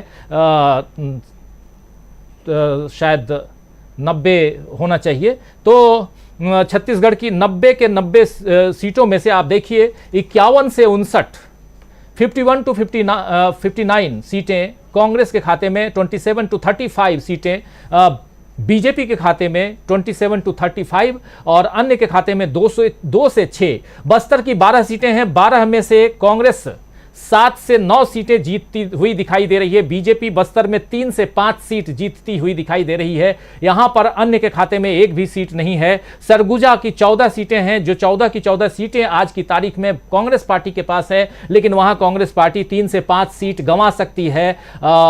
ये बीजेपी के खाते में जा सकती हैं और 0 से 2 सीट अन्य के खाते में भी जा सकती है। सरगुजा जो नॉर्थ बस्तर है, और 8 से 10 सीटें यहां आती हुई दिखाई दे रही हैं कांग्रेस के पास। मध्य यानी सेंट्रल छत्तीसगढ़ में 64 सीटें हैं, 36 से 40 सीटें कांग्रेस, 21 से 25 सीटें बीजेपी, 2 से 4 सीटें अन्य के खाते में। टोटल 51 टू 59, 51 से 59, यानी लगभग 55 सीटें कांग्रेस को और 31 सीटें बीजेपी को और 4 सीटें अन्य के खाते में। यहां से अब बढ़ते हैं आगे। 3 राज्यों के आंकड़े आप सबके सामने हैं, छत्तीसगढ़ से लेकर तेलंगाना और मिजोरम। तेलंगाना में कांग्रेस की सरकार, छत्तीसगढ़ में अभी हमारे साथी अमलेंदु उपाध्याय जी कह रहे थे कि सबसे आसान राज्य अगर कांग्रेस के लिए कोई है तो वो छत्तीसगढ़ है, और यहां छत्तीसगढ़ कांग्रेस जीतती हुई हमारे आंकड़ों के हिसाब से भी। और जितने भी ओपिनियन पोल आपने देखे होंगे, शायद ही कोई ओपिनियन पोल ऐसा हो जो वहां कांग्रेस को की जीत ना दिखा रहा हो। वैसे ही हम भी दिखा रहे हैं। कितना काम हमारे साथी विजय शुक्ला जी और उनकी टीम ने किया है वो बताएंगे, लेकिन आंकड़े जो हैं ये उसी तरफ दिखा रहे हैं जिस दिशा में बाकी आंकड़े भी आए हैं। प्रोफेसर अखिल स्वामी साहब। देखिए राजीव जी, मेरे को ऐसा लगता है, जो मैं क्योंकि सिक्योरिटी एनालिसिस पोर्टफोलियो मैनेजमेंट का प्रोफेसर हूं और शुक्ला जी स्टैटिस्टिक्स के महारथी हैं, मुझे ऐसा लगता है कि शुक्ला जी बहुत ज़्यादा कंजर्वेटिव हैं और मैं सहमत नहीं हूं इन ओपिनियन पोल से। उसका कारण है, देखिए कारण है, शेयर मार्केट में एक चीज, अभी शकील साहब ने बात की ट्रेंड की, जब ट्रेंड रिवर्सल होता है, ये शुक्ला जी सहमत होंगे, जब ट्रेंड रिवर्सल होता है तो बड़ा स्टीप होता है। आपको पता होगा मिजोरम के अंदर आज से कुछ महीनों पहले लोकल बॉडीज के इलेक्शन हुए थे और जेडपीएम ने स्वीप किया था। तेलंगाना के अंदर कुछ महीने पहले एक बाईपोल हुआ था, कांग्रेस की जमानत जब्त हुई थी। इसका मतलब यह है कि वो पार्टी जो कि मिजोरम में और तेलंगाना में नदारत थी, वो राहुल गांधी और प्रियंका गांधी के वहां जाके प्रचार करने के बाद अगर ये स्थिति में है, ये ट्रेंड रिवर्सल है और ये ट्रेंड रिवर्सल यहां नहीं रुकेगा, यहां रुक ही नहीं सकता। शेयर मार्केट में जब एक ट्रेंड रिवर्सल, इसीलिए वहां पे हम लोग टेक्निकल सपोर्ट और रेजिस्टेंस लेवल की बात करते हैं और ब्रेकआउट्स कहते हैं। आज के तारीख में कांग्रेस ब्रेकआउट्स में है और मैं स्पष्ट मानता हूं कि जहां पे तीसरे नंबर पे थी कांग्रेस, अगर वो पहले नंबर पे है तो ये इतनी एक्सट्रीम लीड होगी जिसकी आप कल्पना नहीं कर सकते। जो मैं बार बार कहता हूं, वो मैं strategic management, security analysis, portfolio management के अपने अध्ययन और एक अध्यापक के रूप में बात करता हूं। मैं गया नहीं हूं कहीं भी, लेकिन जो ट्रेंड एनालिसिस हो रही है और ट्रेंड रिवर्सल हो रहा है, उसके हिसाब से बिल्कुल दूध को फूंक फूंक कर न पिया जाए। स्पष्ट बहुमत है, लैंडस्लाइड विक्ट्री है। और देखिए, एक और चीज का ध्यान रखना चाहिए, जब ओपिनियन पोल्स होते हैं, ये दोनों स्टेट ऐसे हैं जहां पे डबल इंजन सरकार है। मैं तेलंगाना को भी डबल इंजन सरकार कह रहा हूं क्योंकि दिल्ली में एक भाई है और दूसरा मौसेरा भाई जो है वो तेलंगाना में चीफ मिनिस्टर है। देखिए, वहां जो रिस्पोंडेंट होता है वो डरता है, वो केंद्र सरकार के खिलाफ भी बोलने से डरता है और राज्य सरकार के खिलाफ भी बोलने से डरता है। जो वोकल वोटर है वो तो खुल के बोलता है, रिस्पॉन्स देता है। जो साइलेंट वोटर है वो चुप रहता है। और साइलेंट वोटर हमेशा जो एक वो होता है कि जो ऐसी पार्टी जो कि रही है, जिसकी तरफ सहानुभूति आ रही है लेकिन खुल के नहीं बोल सकता। तो मुझे ऐसा लगता है तीनों स्टेट जो आपने डिस्कस की, लैंडस्लाइड विक्ट्री होने वाली है और ऐसी विक्ट्री होने वाली है जो अगले, जब तक में हम लोग डिबेट करेंगे, उसको डिस्कस करेंगे, it is going to be one sided election. तीन राज्य अभी सामने हैं। तीनों राज्यों में से दो राज्य में पूर्ण बहुमत के साथ कांग्रेस पार्टी, तेलंगाना और छत्तीसगढ़ में पूर्ण बहुमत के साथ कांग्रेस पार्टी सरकार बनाती हुई दिखाई दे रही है, जबकि तीसरा राज्य मिजोरम है जहां कांग्रेस बढ़त में तो है, सबसे बड़ी पार्टी है, लेकिन सरकार बनाने से थोड़ा सा 2 कदम दूर है, 3 कदम दूर है। और इसको लेकर के ही अभी अपनी टिप्पणी कर रहे थे प्रोफेसर अखिल स्वामी जी अपने अंदाज में। जरा अमलेंदु उपाध्याय जी, इस पर क्या कुछ कहेंगे आप, तीनों राज्यों? देखिए राजीव जी, मुझे लगता है तीनों राज्यों में बिल्कुल हम लोगों का जो ओपिनियन पोल है बिल्कुल लगभग सत्यता के नजदीक है। और स्वामी जी की बात से सहमत हुआ जा सकता है कि जब एक वेव चलती है तो फिर वेव फिर कहीं आके ठहरती नहीं है, वह बड़ी वेव चलती है। तो चूंकि ये अभी के आंकड़े हैं और मतलब मुझे लगता है शायद कल तक की ये सूचनाएं इसमें शामिल होंगी, कल तक जो लोगों का मूड है उसको मापा गया होगा। मेरे शुक्ला जी बाद में इसको बेहतर तरीके से बताएंगे। तो अगर ये चीज़ें दिख रही होंगी तो ये और आगे बढ़ेंगी। तो इसलिए मुझे लगता है ये डिस्क्लेमर लगाना यहाँ ठीक रहेगा कि ये कल तक जो स्थितियाँ है उसके अनुसार ये ओपिनियन पोल है, ये पोलिंग को देखते हुए आगे आने वाले समय को लेकर ये कोई भविष्यवाणी नहीं है। तो ये भविष्यवाणी नहीं, ये जो मूड भापा गया ये वो है मुझे लगता है। दूसरा राजीव जी, मैं कहना चाहूँगा तेलंगाना को लेकर के, राकेश कपूर जी वरिष्ठ पत्रकार है, वो बुशरा जी के शो में थे भी 3-4 दिन पहले, और वो कह रहे थे कि 2011 के पश्चिम बंगाल के चुनाव में जिस तरीके से ममता बनर्जी ने क्लीन स्वीप किया पश्चिम बंगाल में, ठीक वही परिस्थितियां आज आप तेलंगाना में देखेंगे कांग्रेस के लिए कि वहां उसी तरीके से कांग्रेस क्लीन स्वीप करेगी। चुनाव से पहले 2011 के चुनाव से पहले कोई नहीं कह रहा था कि पश्चिम बंगाल में टीएमसी वाम मोर्चे को इस तरीके से उखाड़ फेंकेगी, और वही परिस्थितियां जो है वो धीरे धीरे जाकर के तेलंगाना में बन रही हैं। तो हो सकता है उनकी बात भी वो सच हो जाए और हम लोग देखें कि हम लोगों का जो ये आंकड़ा है इसमें काफी कुछ चेंज करने को मिले, क्योंकि अभी तेलंगाना में काफी समय है चुनाव को लेकर के। तो मुझे लगता है कि तीनों जो राज्यों के चुनाव है उन पर जो अभी तक हमारे आंकड़े हैं वो बिल्कुल अभी तक जो फिलहाल जो परिस्थितियां हैं उनको देखते हुए बिल्कुल ठीक है राजीव। बहुत कुछ तेलंगाना, छत्तीसगढ़ और मिजोरम को लेकर के हम चर्चा और आगे बढ़ाएंगे और इस पर भी चर्चा करेंगे, लेकिन ज़रा इधर प्रशांत टंडन जी आपके पास आना चाहता हूं जल्दी से इस पर आपकी टिप्पणी भी। छत्तीसगढ़ को लेकर के जो आंकड़े आप देख रहे हैं और अभी आप घूम के आ भी रहे हैं, छत्तीसगढ़ के आंकड़ों के आधार पर, और ये जो छत्तीसगढ़ में कहा कई अब की बार 75 के पार कह रहे नारा दे रहे हैं भूपेश बघेल, लेकिन ये 75 की दूरी, अभी 71 सीटें हैं। पिछले चुनाव में 2018 में छत्तीसगढ़ में कांग्रेस पार्टी को बम्पर 68 सीटें आई थी, और अगर 18 की बात करें तो 2011, ज़्यादा और पीछे जाने की ज़रूरत नहीं है, जो बात यहाँ कह रहे थे अमलेंदु उपाध्याय जी कि उस समय भी 2018 के समय भी आपने देखा होगा कि बहुत सारे ओपिनियन पोल बीजेपी के पक्ष में, रमन सरकार के पक्ष में सरकार बनाते हुए दिखा रहे थे, लेकिन वहाँ आंधी आ गई। क्या ऐसी ही स्थिति तेलंगाना में भी हो सकती है? 11 की तरह भी, या 18 की तरह भी? 11 वेस्ट बंगाल, 13 छत्तीसगढ़, या चूंकि आप घूम के आए हैं, ये जो आंकड़े आप देख रहे हैं ये बहुत कुछ जो हकीकत है उसके करीब है?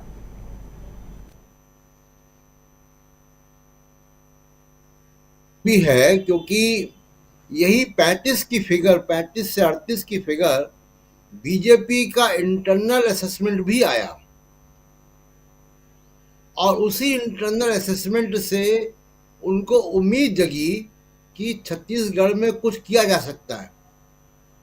और उसी के बाद महादेव ऐप और ईडी की एंट्री होती है छत्तीसगढ़ के चुनाव में, बीजेपी के इंटरनल असेसमेंट के अगले दिन ही।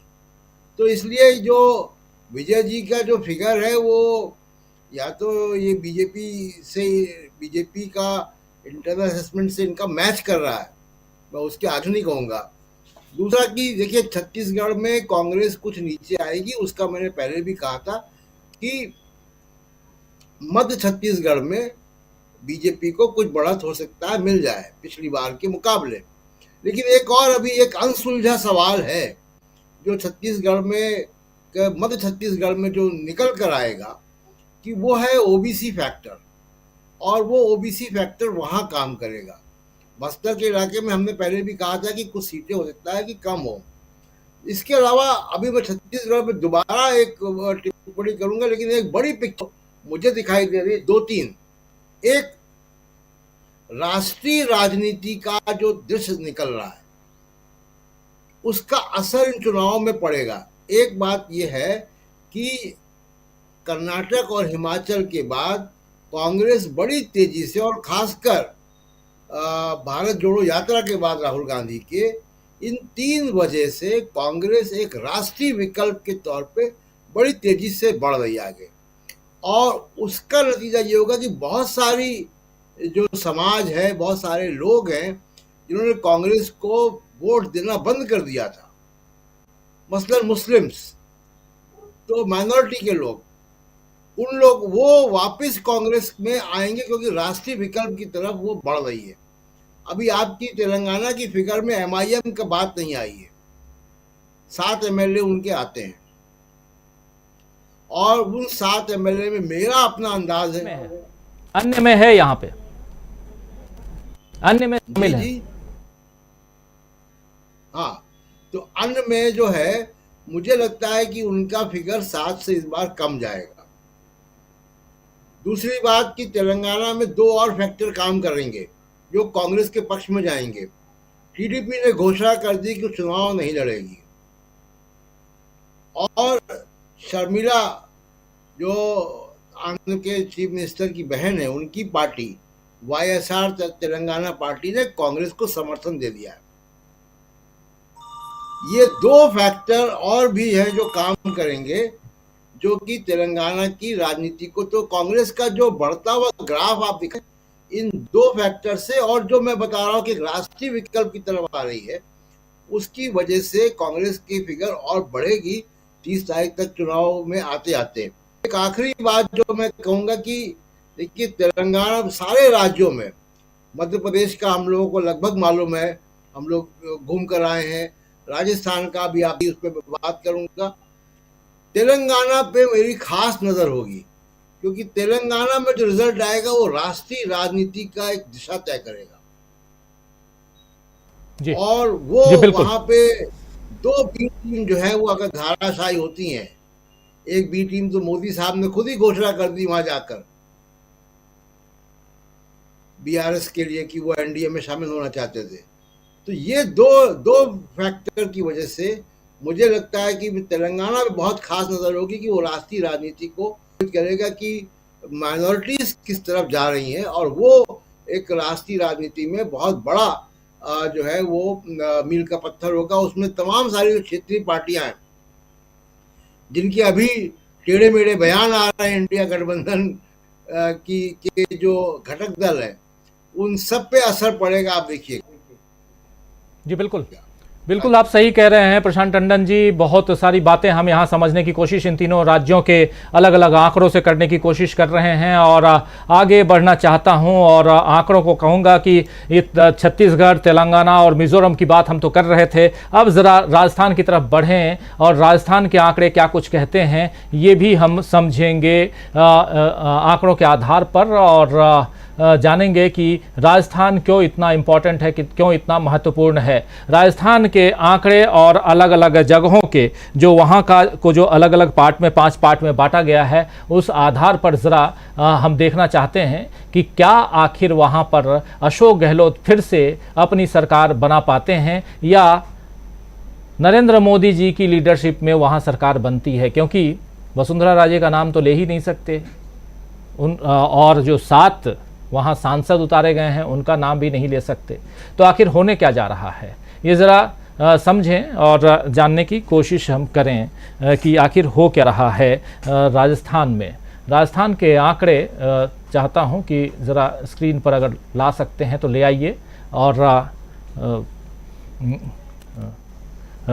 राजस्थान के जो आंकड़े हैं वो हैं 200 सीटें हैं। आप जानते हैं 200 सीटें, और इन 200 सीटों में से 91 से 107 सीटें 91 से 107 सीटें आ रही हैं कांग्रेस के खाते में। बीजेपी के खाते में 85 से 101 सीटें और अदर्स के खाते में 4 से 12 सीटें आ रही हैं। हाँ, और अलग अलग 5 भागों में बटा हुआ राजस्थान, जहां हाड़ौती की 17 सीटें जिसमें से कांग्रेस 6 से 8, बीजेपी 9 से 11 और अदर्स के खाते में 0।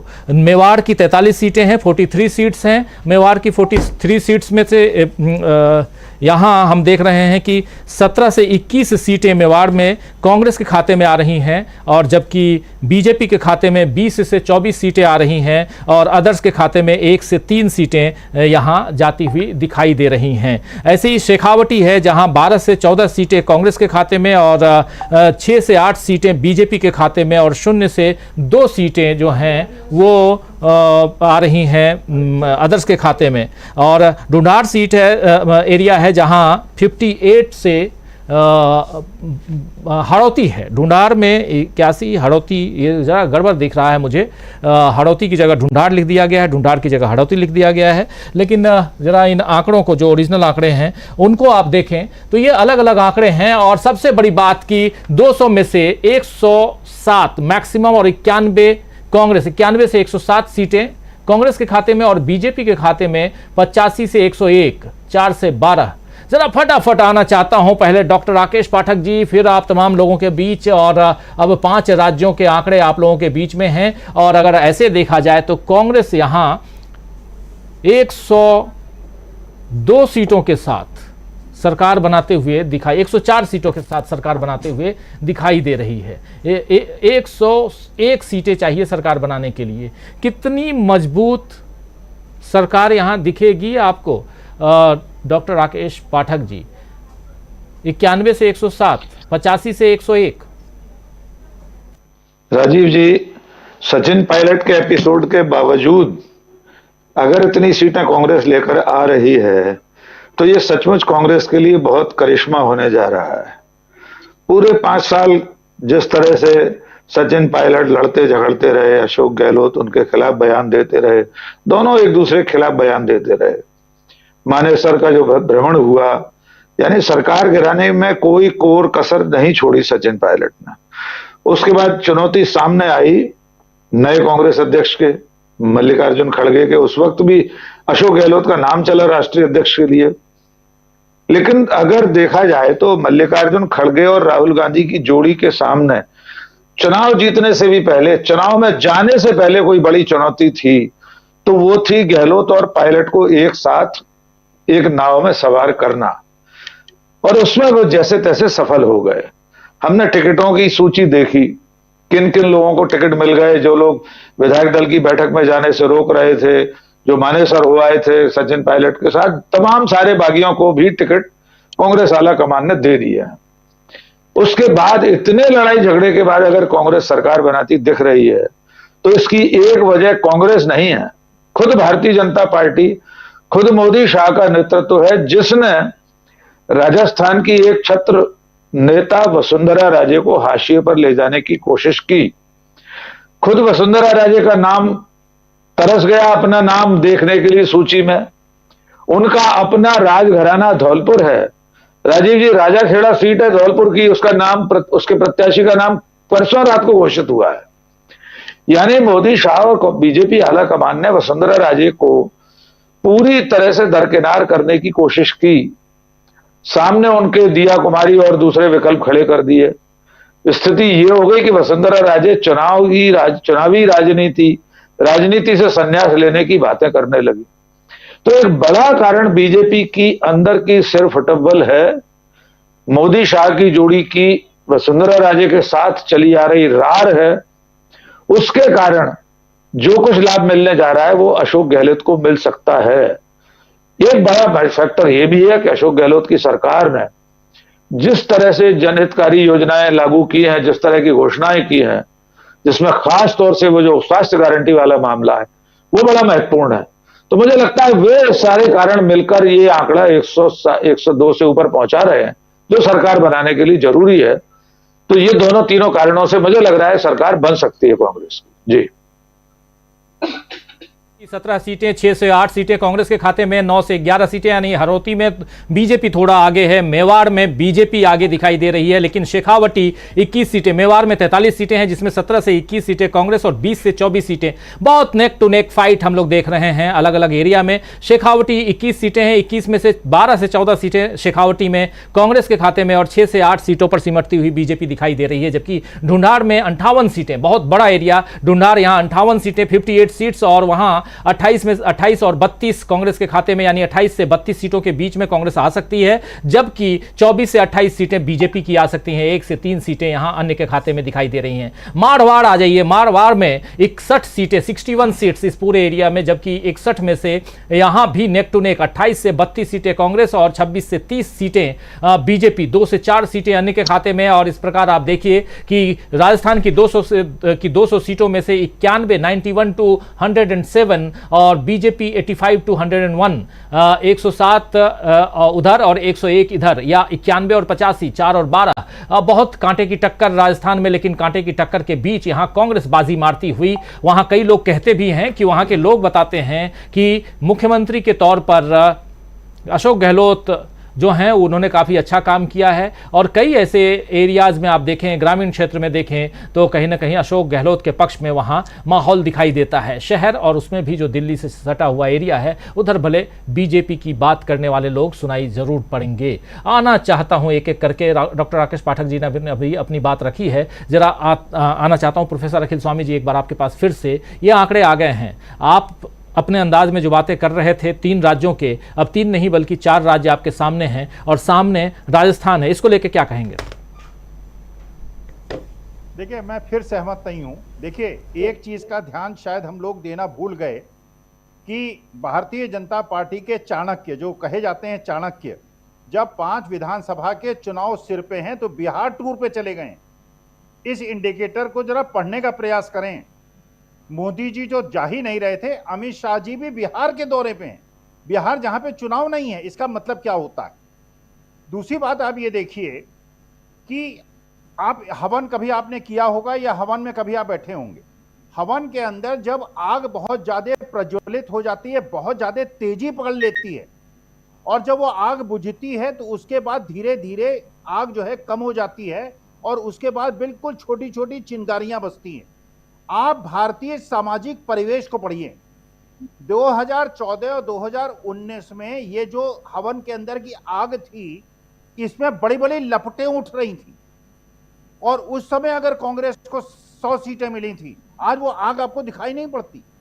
आज जो है वो आग, जो सामाजिक विद्वेष और धार्मिक विद्वेष की आग थी, वो पूरे हिंदुस्तान में न केवल ठंडी पड़ी है, बल्कि मोहब्बत की जो प्रेम की धार है वो ऊपर। तो देखिए, मुझे ऐसा लगता है इस प्रकार के चुनाव नहीं होंगे। देखिए, मैं फिर अपनी बात कह रहा हूं, 3 दिसंबर को मैं गलत होता हूं, मैं कोई ज्योतिषी नहीं हूं, भविष्यवक्ता नहीं हूं, एक प्रोफेसर हूं, स्टैटिस्टिक्स की ट्रेंड एनालिसिस करता हूं।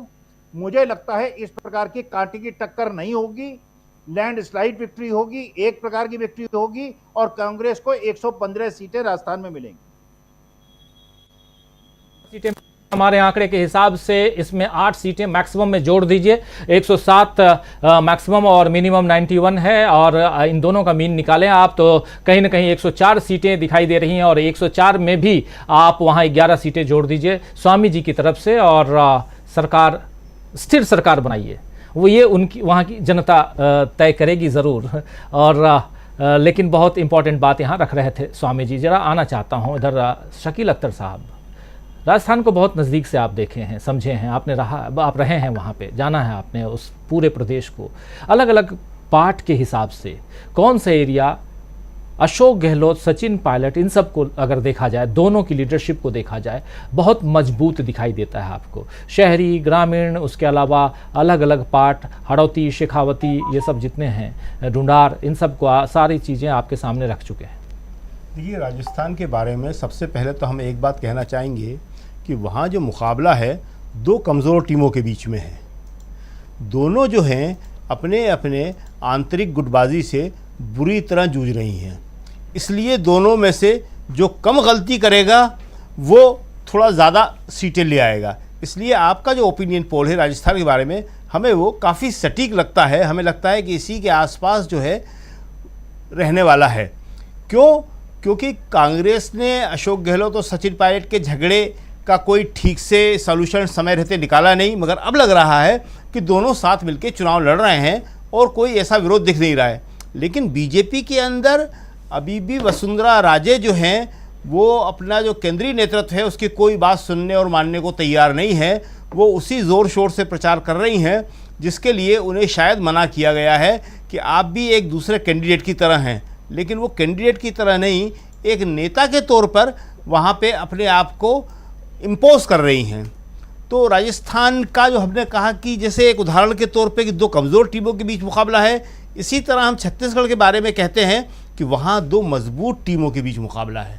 वहाँ पे बघेल साहब भी बहुत मजबूती के साथ लड़ रहे हैं, और बीजेपी जो कमज़ोर लगती थी वहाँ पे बीजेपी का जो अपना संगठन है वो बड़ा व्यापक है, वो उसकी दम पे एक बड़ी मजबूती के साथ चुनाव लड़ रही है। इसीलिए आप देखेंगे कि छत्तीसगढ़ में जो आमतौर पे कांग्रेस कहती थी कि हम 70+ लेके जाएंगे और बीजेपी को वहाँ हम 10 सीटें नहीं लेने देंगे, लेकिन अभी जो स्थिति है वहाँ लग रहा है कि बीजेपी की जो मैक्सिमम हमने बताई है 35 सीटों तक पहुँच सकती है। 35 न भी जाए तो भी बीजेपी वहाँ पे अच्छी स्थिति में पहुँच सकती है। तो ये 2 अलग अलग तरह का कंट्राडिक्शंस हैं। एक राज्य में 2 कमज़ोर टीमों के बीच मुकाबला, एक राज्य में 2 मजबूत टीमों के बीच मुकाबला। अब आपने जो कहा कि किस क्षेत्र में राजस्थान में क्या होने वाला है, तो देखिए यहाँ पे जो सबसे इम्पॉर्टेंट बात है वो ये है कि कांग्रेस सारे क्षेत्रों में अच्छा कर रही है। कांग्रेस कहीं पे भी किसी भी क्षेत्र में जो है वो कमज़ोर नहीं दिख रही है, और बीजेपी जो है वो इस वक्त जो है कांग्रेस को फॉलो कर रही है, कांग्रेस के पीछे है। ये एक नई स्थिति है, क्योंकि वहाँ होता ये था कि एक बार बीजेपी, एक बार कांग्रेस, एक बार गहलोत साहब, एक बार वसुंधरा राजे। तो इस बार क्या हुआ कि जब लोगों ने कहा कि वसुंधरा राजे अब आ ही नहीं रही हैं, बीजेपी ने उन्हें आगे किए ही नहीं है, तो फिर एक बार और गहलोत साहब ही हो जाएं, फिर दोबारा हो जाएं। तो ये लगता है कि वहाँ का जो चलन है वो शायद इस बार टूटने जा रहा है और कांग्रेस की वहाँ पे वापसी होने वाली है। दूसरी एक बात जो बड़ी ख़ास है वो ये है कि जो एक छत्तीसगढ़ के अंदर जो आप बात कर रहे थे, इतना जो करीबी मुकाबला है, वो इस तरह उसको हम देखते हैं कि वहाँ देखिए धान का इशू या अनाज का इशू एक बहुत बड़ा इशू है। मोदी जी वहाँ गए थे और उन्होंने 3100 रुपये MSP घोषित करके आए थे, और ये इतना बड़ा इशू बन गया था वहाँ पे। आप वहाँ थे, आप देख रहे होंगे। और उसके बाद जब कांग्रेस ने अपने घोषणा पत्र में 3200 किया तो फिर बाजी पलटी है। ये एक लगातार खेल चल रहा है। और फिर मोदी जी ने 5 किलो मुफ्त अनाज की घोषणा देखी, और कहीं से नहीं करी उन्होंने छत्तीसगढ़ से ही करी, और उस दुर्ग से की जहाँ पे कल वोटिंग होने वाली है।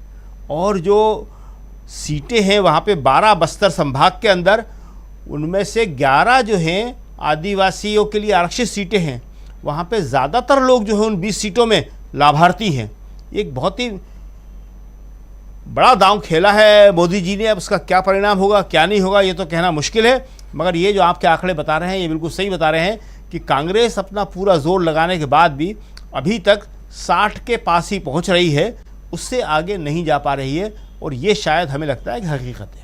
जी, तो छत्तीसगढ़, राजस्थान, तेलंगाना, इन 3 राज्यों में बहुत ही कंफर्टेबल पोजीशन में, राजस्थान में थोड़ा सा 91 से 107, और अगर इसका मीन निकालते हैं आप तो 104 सीटें यहाँ पर आती हुई दिखाई देती हैं कांग्रेस के खाते में। लेकिन बात यहाँ दूसरी ये है कि आखिर मध्य प्रदेश में किसकी सरकार बनेगी। मिजोरम की बात, तेलंगाना की बात, राजस्थान और छत्तीसगढ़ की बात हम कर रहे थे। एक कमेंट लेना चाहता हूं इलियास शमसी साहब।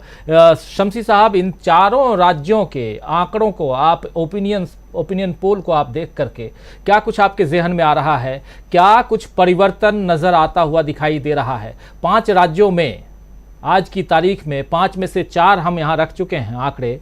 केंद्र में सत्तारूढ़ बीजेपी इन चारों में से कहीं दिखाई नहीं दे रही है, थोड़ा सा पीछा करती हुई दिखाई दे रही है राजस्थान में कांग्रेस पार्टी का। देखिए, हमारे भारत में लोग बीजेपी की बांटने वाली जो पॉलिटिक्स रही है, जो हिंदुत्व पॉलिटिक्स रही है, यानी प्रोग्रेसिव गवर्नेंस के बजाय, इन्होंने डिविसिव सोसाइटी पे काम किया था, जिसकी वजह से लोग बदचन हो गए हैं। और जो महंगाई का जो असर हुआ है, और खास तौर पर इसी नब्ज को कांग्रेस पार्टी ने पकड़ा है। पकड़कर कांग्रेस पार्टी जो भी राज्यों में अपना मैनिफेस्टो दे रही है, उस मैनिफेस्टो में कांग्रेस पार्टी लोगों के आम मसाइल और उनकी अपनी जो रोजमर्रा की जिंदगी है उसी को एड्रेस कर रही है, जिसका इसको राष्ट्र तौर पर फायदा हो रहा है।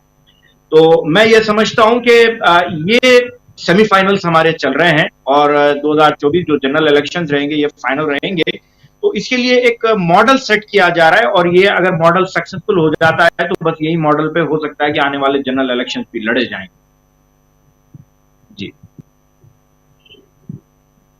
जनरल इलेक्शन यानी लोकसभा का चुनाव इसी मॉडल पर लड़े जाएं, ये बहुत इंपॉर्टेंट पहलू यहाँ पर आप कह रहे हैं, इंपॉर्टेंट बात आप कह रहे हैं। और सबसे बड़ी बात कि दोनों पार्टियां, दोनों दल यानी कि कांग्रेस और बीजेपी, दोनों कहीं ना कहीं अपने जहन में 2024 को लेकर के चुनाव में उतरे हुए नजर भी आते हैं। अलग अलग बातें कही जाती हैं, सुनी जाती हैं, लोकल मुद्दों को उठाया तो जरूर जाता है, लेकिन वहां लोकल मुद्दों से ज्यादा कई बार उनके अंदर 2024 की जीत कैसे सुनिश्चित की जाए ये भी दिखाई देती है। और बिल्कुल आप सही कह रहे हैं शमसी साहब कि ये बात आगे रिफ्लेक्ट करती हुई भी दिखेगी। अमलेंदु उपाध्याय जी, क्या कुछ 4 राज्य, 5 में से 4 राज्य, और चारों राज्यों में कांग्रेस के बल्ले बल्ले दिखाई दे रहे हैं? क्योंकि मिजोरम में भी कांग्रेस नंबर 1 पोजीशन पे सरकार नहीं बना रही है, लेकिन नंबर 1 पोजीशन तेलंगाना में पहली बार, और जैसे इससे पहले आप टिप्पणी कर रहे थे कि हो सकता है कि 2011 या 2018 वाली कांग्रेस के लिए स्थिति हो जाए जैसा वेस्ट बंगाल या छत्तीसगढ़ में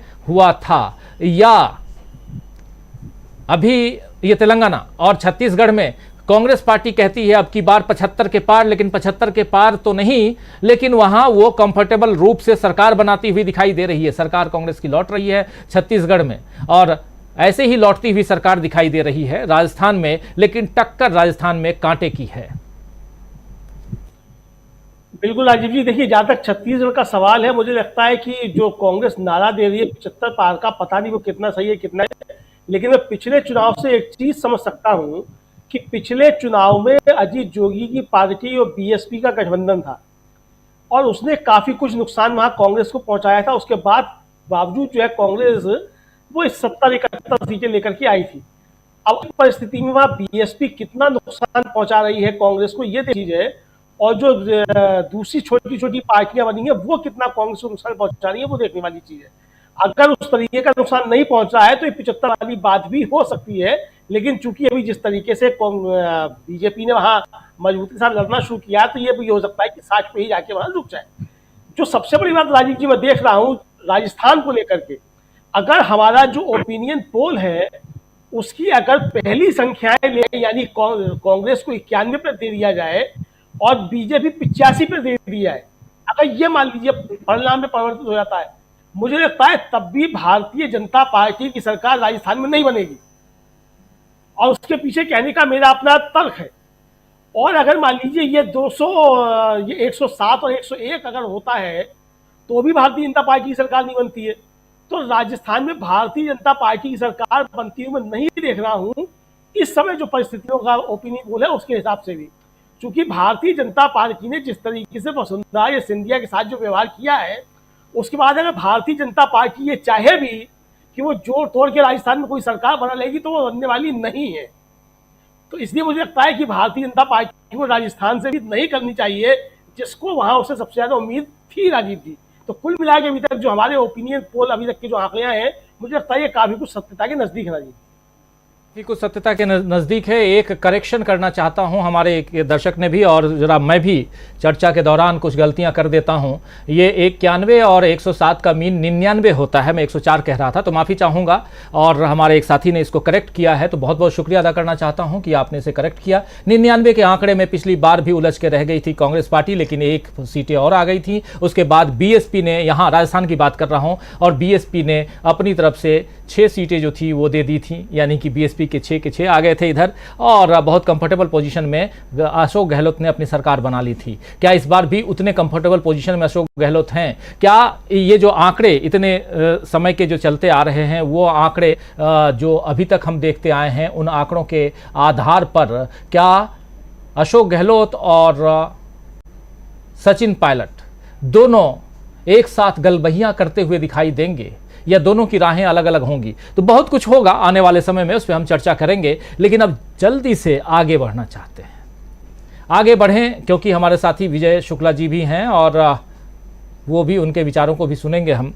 इन आंकड़ों को कलेक्ट करने में उनके क्या कुछ अनुभव रहे हैं वो भी जानेंगे। लेकिन आंकड़ों को आगे बढ़ाते हुए सीधा पहुंचना चाहता हूं अब मध्य प्रदेश की तरफ। मध्य प्रदेश के आंकड़े दिखाएं, लेकिन उससे पहले डॉक्टर राकेश पाठक जी से समझना चाहता हूं। डॉक्टर राकेश पाठक जी, सारे आंकड़े जो हैं अभी तक जितने भी ओपिनियन पोल आ रहे हैं, उसमें से मैक्सिमम, सबके तो दावे नहीं करता हूं, मैक्सिमम ने यही कहा है कि सरकार कांग्रेस की बन रही है। आप आंकड़ा दिखाओ, उससे पहले बताऊं कि आप क्या कुछ देख रहे हैं, क्या कुछ आ रहा है आपके हिसाब से मध्य प्रदेश में? देखिए राजीव जी, अब तक जितने ओपिनियन पोल आए हैं उनमें से एक को छोड़कर सब ने कांग्रेस को 125, 135 और किसी एक चैनल ने तो 145 सीटें दी हैं। आप जिस तरह से मीन निकालते हैं वो निकाल लीजिए, तब भी ये संख्या 122, 125 के आसपास बैठेगा। मध्य प्रदेश शायद, मुझे लगता है, बाकी सारे राज्यों में ज्यादा साफ तस्वीर पेश करता है, और उसमें भी एक बार फिर से योगदान भारतीय जनता पार्टी का है।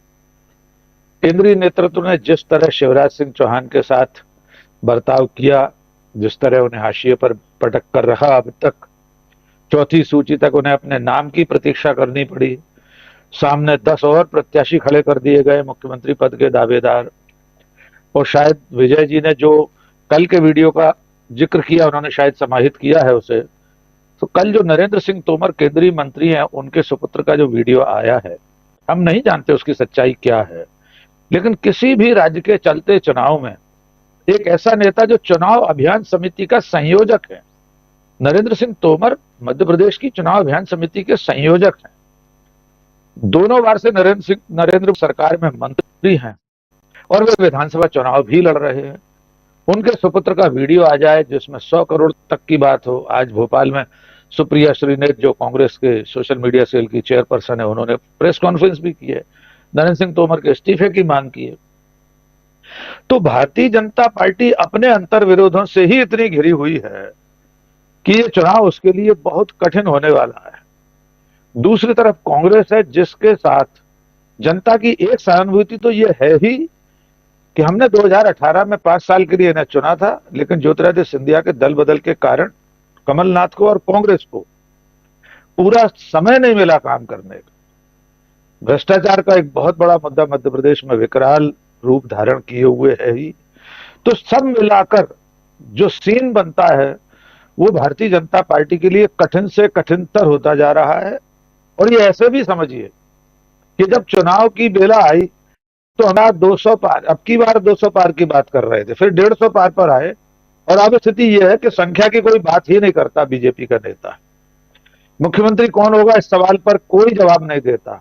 ये वही भारतीय जनता पार्टी जो हमेशा दूसरी पार्टियों से कहती है, कांग्रेस से कहती है आपका सीएम फेस कौन है, आपका प्रधानमंत्री पद का प्रत्याशी कौन है।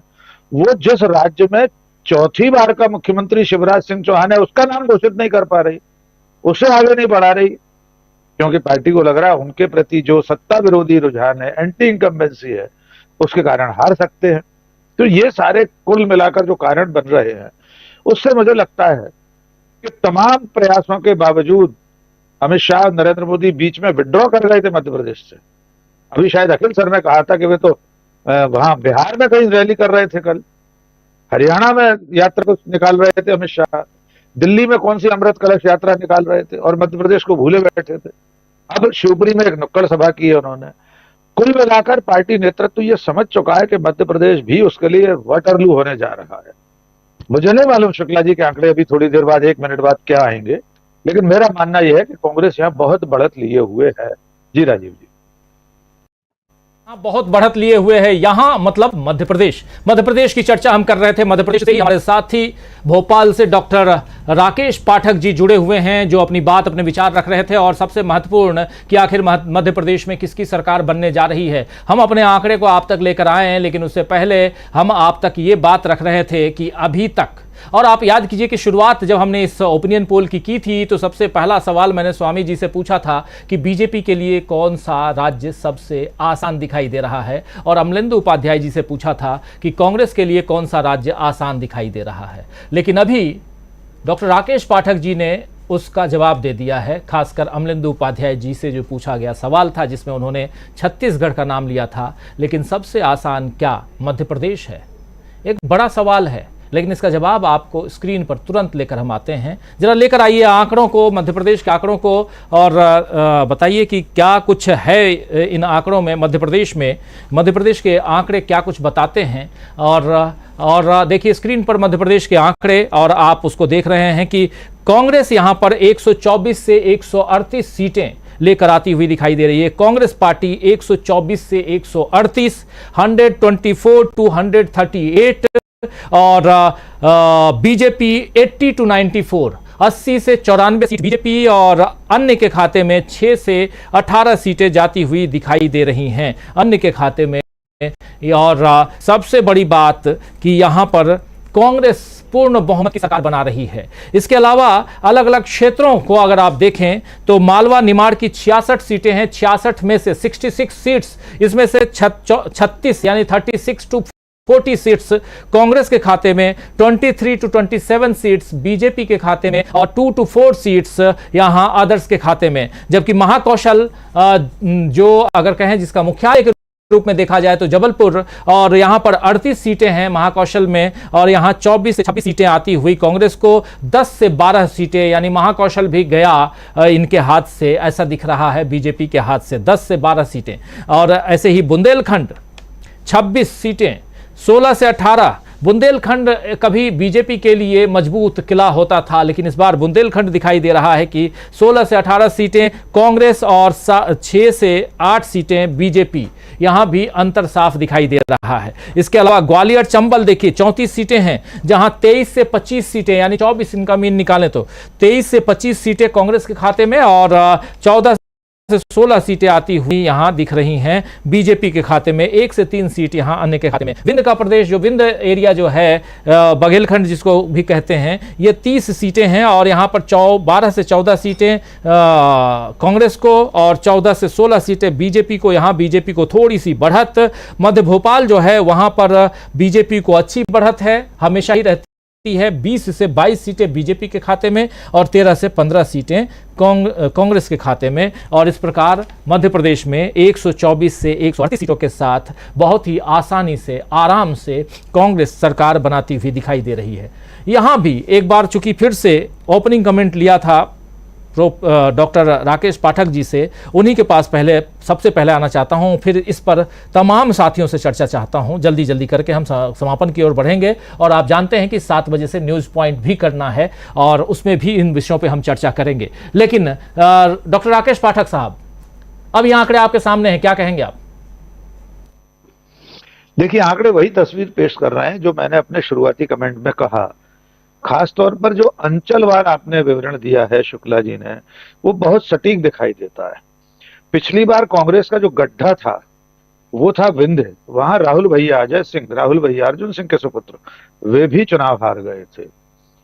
बुंदेलखंड उमा भारती का गढ़ है, उमा भारती रूठी हुई हैं। हम सब जानते हैं पिछले 2-3 साल से लगातार वे शिवराज सिंह के खिलाफ, बीजेपी के खिलाफ मोर्चा संभाले हुए हैं।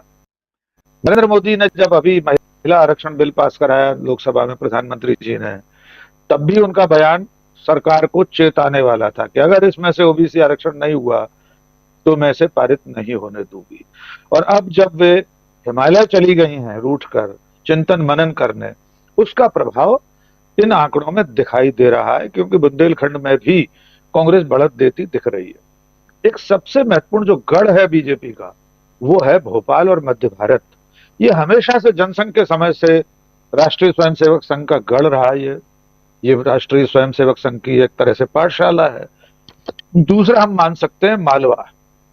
तो मालवा और मध्य भारत में जो बढ़त भारतीय जनता पार्टी को दिख रही थी, वो एक संतुलित बढ़त है। अब पहले ऐसा लग रहा था कि कांग्रेस का मध्य भारत में सफाया हो जाने वाला है, लेकिन अब जो आंकड़े बता रहे हैं आपके इलेक्ट लाइन के, उससे मुझे ऐसा लग रहा है कि ये संतुलन भी यहाँ कांग्रेस ने बनाया है। और सबसे महत्वपूर्ण, ग्वालियर चंबल अंचल। हम आज जितनी भी बात कर रहे हैं वो इस आईने में कर रहे हैं कि 2020 में ज्योतिरादित्य सिंधिया ने बीजेपी की सरकार बनवा दी अपने दल बदल के बाद, वरना हम कुछ और बात कर रहे होते। ग्वालियर चंबल में 34 सीटों पर पिछली बार भी कांग्रेस ने रिकॉर्ड जीत हासिल की थी।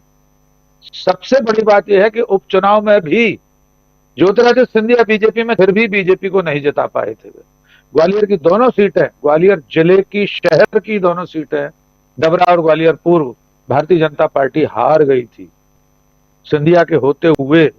तो ग्वालियर चंबल अंचल में महल मुक्त कांग्रेस, सिंधिया मुक्त कांग्रेस अपने आप को बचाए रखने में कामयाब होती दिख रही है।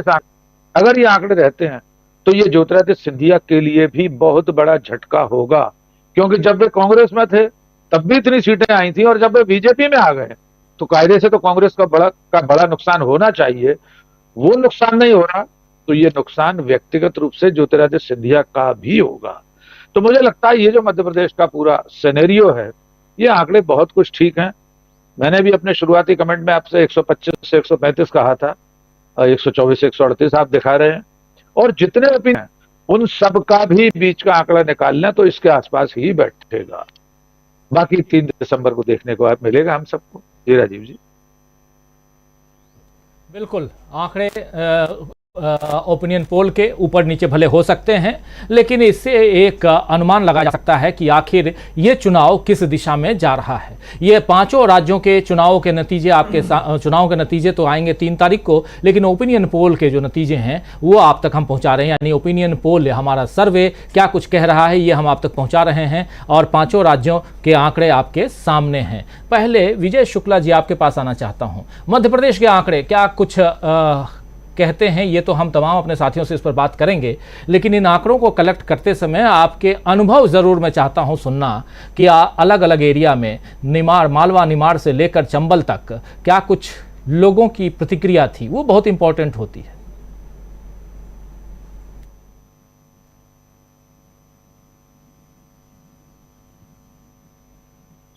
अनम्यूट कर लीजिए विजय जी, अनम्यूट कर लीजिए प्लीज। दरअसल जो पूरा का पूरा खेल है वो कार्यकर्ताओं के एकजुटता पर है।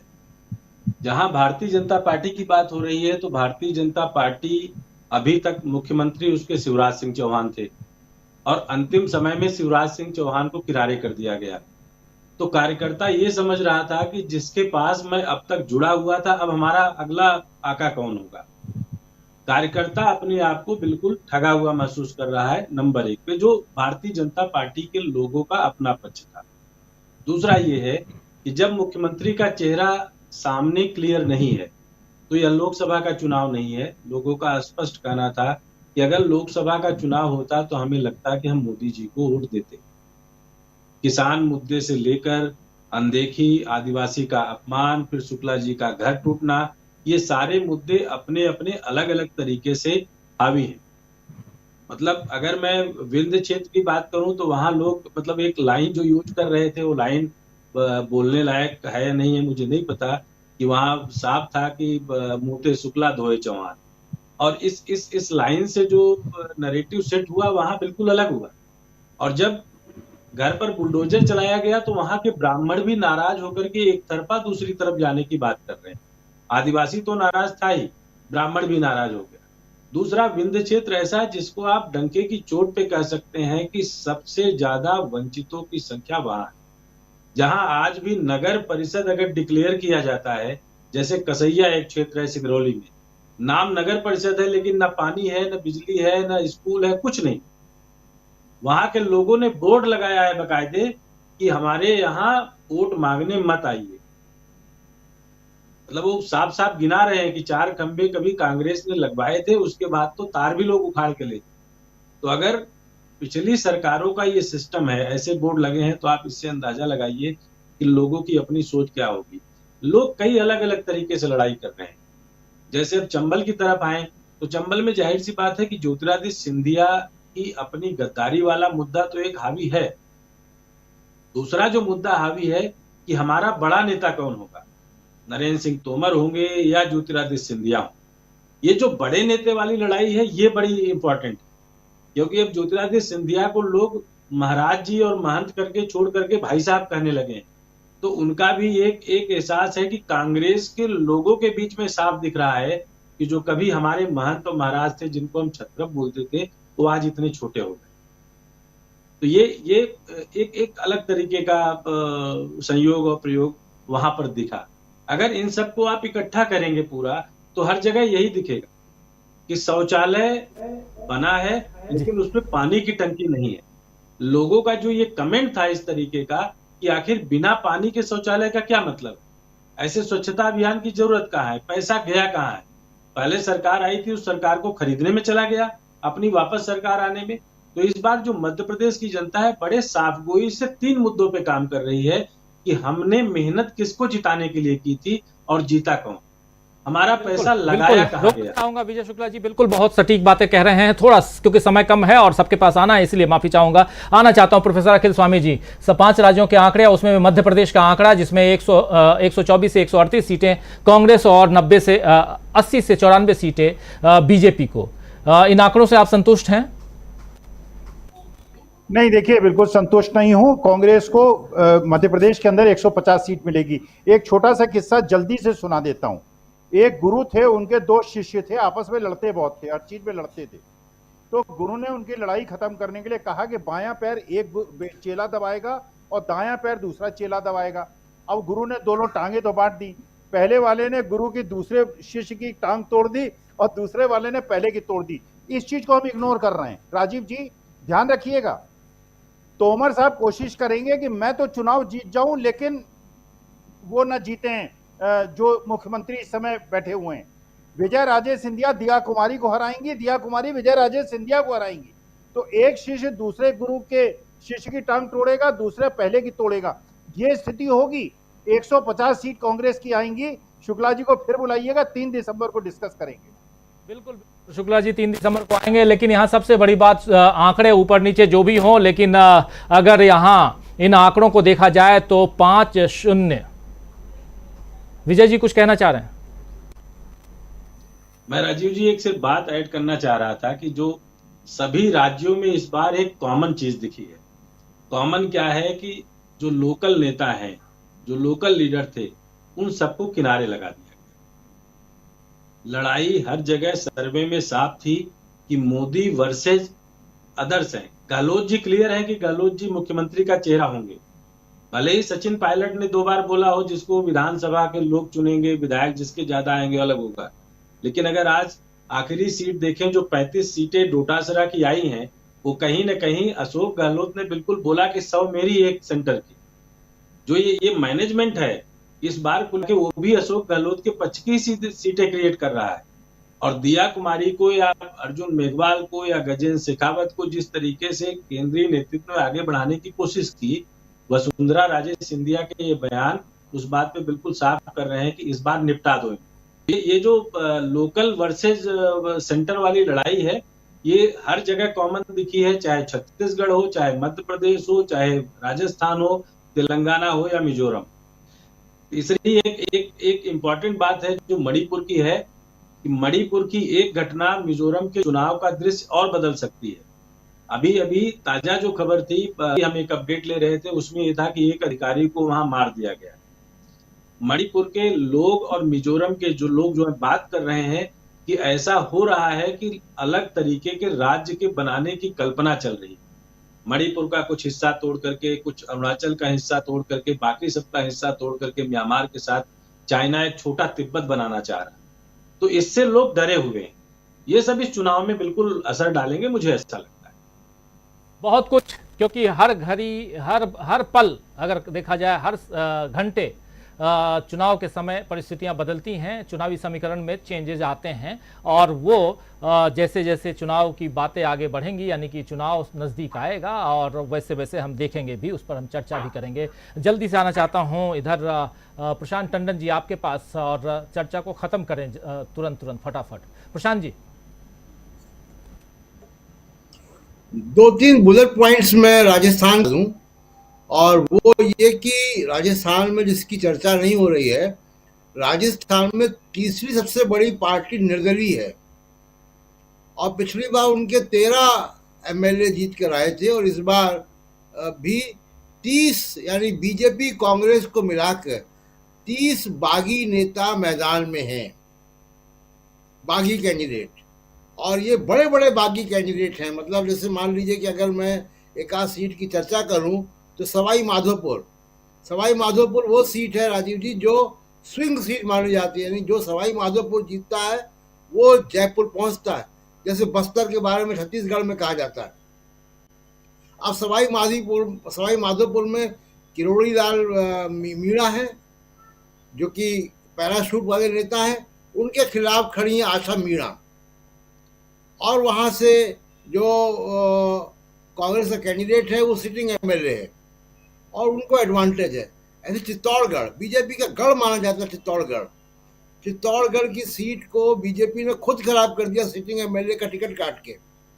अब वहां से दिया कुमारी जहां से एमएलए हैं विद्याधर नगर से, उनके नरपत सिंह को वहां से टिकट दिया गया। उनके खिलाफ चंद्रभान सिंह खड़े हैं जो मोदी और अमित शाह का पोस्टर लगा के चुनाव प्रचार कर रहे हैं, और वो सीट बीजेपी ने अपनी खराब की। तो यानी राजस्थान में जो खेल बिगड़ेगा बीजेपी का, जिसकी आपकी फिगर के भी ऊपर नीचे हो सकता है, और अगर ये बागी नेता ज्यादा बड़ी संख्या में कामयाब होके आते हैं। राजीव जी, बिल्कुल ये बागी नेता अगर कामयाब होते हैं। जरा जल्दी से अब एक क्लोजिंग आपसे लेना चाहता हूं शकील अख्तर जी, और इस कार्यक्रम को समाप्त करके आगे बढ़ें। 7 बजे से न्यूज़ पॉइंट में आप सबका इंतजार रहेगा, लेकिन क्लोजिंग कमेंट तो यही है कि नरेंद्र तोमर साहब को भाजपा वालों ने निपटा दिया। अरे भाई, ये जो वीडियो आया है, ये वीडियो टेप, इसकी ताकत किसके पास है? या तो केंद्र सरकार के पास और राज्य सरकार के पास। डबल इंजन की सरकार है वहाँ पे। अब नरेंद्र तोमर इस बात की कल्पना भी नहीं कर सकते, सोच भी नहीं सकते कि वो मुख्यमंत्री बनेंगे। कमलनाथ ने अभी हाल ट्वीट किया है, अभी तक कमलनाथ ने ट्वीट नहीं किया था, और कमलनाथ ने मांग की है चुनाव आयोग से कि दूध का दूध और पानी का पानी करें। उन्होंने कहा ये स्पष्टीकरण सामने आना बहुत ज़रूरी है कि क्या वीडियो सही है, और अगर सही है तो फिर नरेंद्र सिंह तोमर को तत्काल इस्तीफा दे देना चाहिए, उन्हें चुनाव नहीं लड़ना चाहिए। और अगर नहीं है तो ये क्लियर हो कि किसने बनाया है। क्यों? क्योंकि शक की सुई जो है भाजपा वालों की तरफ ही घूम रही है। बिल्कुल, कांग्रेस इतनी योग्य नहीं है। हम हमेशा इसको कहते हैं कि कांग्रेस में इतनी काबिलियत नहीं है कि वो ये सब काम कर सके। वो खुद जो उसके ऊपर वीडियो बनते हैं उनका स्पष्टीकरण नहीं दे पाती। आज तक बीजेपी वाले चलाते रहे कि राहुल कह रहे हैं कि आलू से सोना बनेगा, और कांग्रेस वाले भी इस बात को मान गए, लेकिन कांग्रेस की सफाई नहीं दे पाई। और भी जाने कितने वीडियो ऐसे हैं राहुल को लेके और दूसरे लोगों को लेके। तो ये काबिलियत कांग्रेस में नहीं है कि वो इतना बड़ा काम कर सके।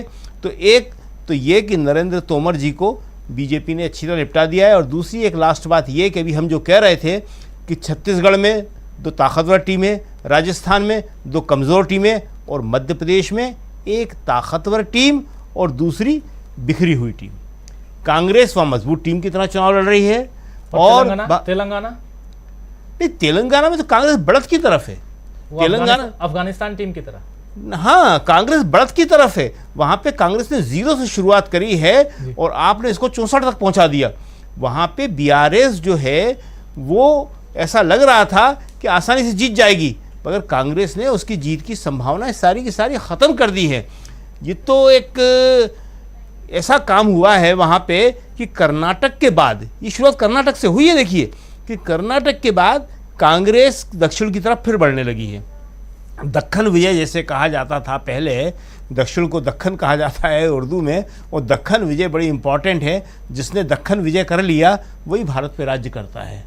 भारत में राज करने के लिए बड़ी ज़रूरी चीज़ मानी गई है, राजे रजवाड़ों बादशाहों से लेके और अंग्रेज़ों से लेके, कि दक्खन विजय बहुत ज़रूरी है जी। तो कांग्रेस वापस अपने दक्षिणी प्रदेशों को लेने की तरफ बढ़ रही है, और उसने तेलंगाना अगर ले लिया तो आंध्र प्रदेश भी ले लेगी। तमिलनाडु में कोई उसको चक्कर नहीं है, उसकी सहयोगी पार्टी है।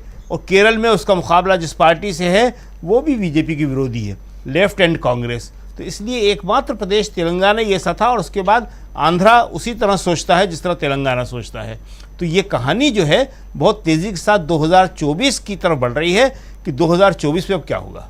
बिल्कुल, ये कहानी 2024 की तरफ बढ़ रही है। 5 राज्यों के चुनाव में अगर बीजेपी किसी भी राज्य में सरकार नहीं बना पाती है तो वो 2024 के लिए बीजेपी कैसे आगे बढ़ेगी, ये बड़ा सवाल है। क्योंकि एक हौसला जो बुलंद होना चाहिए वो हौसला कहीं ना कहीं पस्त होगा, क्योंकि चेहरा नरेंद्र मोदी का है। 5 राज्यों में लोकल टीम काम कर रही हो, लेकिन लोकल चेहरा वहां नजर नहीं आता है, क्योंकि इन चेहरों को धीरे धीरे पर्दे से बाहर कर दिया गया है और एक ही चेहरा नजर आता है, चाहे छत्तीसगढ़ हो, चाहे राजस्थान हो या मध्य प्रदेश हो। क्योंकि मध्य प्रदेश में उसी मंच पर अगर विराजमान रहते हैं वहां के वर्तमान मुख्यमंत्री शिवराज सिंह चौहान, फिर भी उनका नाम अगर नहीं ले रहे हो प्रधानमंत्री नरेंद्र मोदी, तो आप क्या कहेंगे? इसका मतलब यही है कि लोकल चेहरों को किनारे करो और एक चेहरे पे चुनाव लड़ो, और वो चेहरा है नरेंद्र मोदी। लेकिन इस चेहरे पे अगर बीजेपी चुनाव हार जाती है, जैसा यहां दिख रहा है ओपिनियन पोल में, तो फिर क्या होगा? बड़ा सवाल है। इस सवाल का जवाब 3 दिसंबर के रिजल्ट के बाद हम खोजने की कोशिश करेंगे, या भाजपा वाले खुद हमें दे देंगे। तो बहुत बहुत शुक्रिया अदा करता हूं डॉक्टर राकेश पाठक साहब, बहुत बहुत शुक्रिया अदा करता हूं इलियास शम्सी साहब, प्रोफेसर अखिल स्वामी जी, प्रशांत टंडन जी, शकील अख्तर जी, अमलिंदु उपाध्याय जी, और हमारे साथी विजय शुक्ला जी। आप सबका बहुत धन्यवाद, बहुत बहुत धन्यवाद, बहुत शुक्रिया।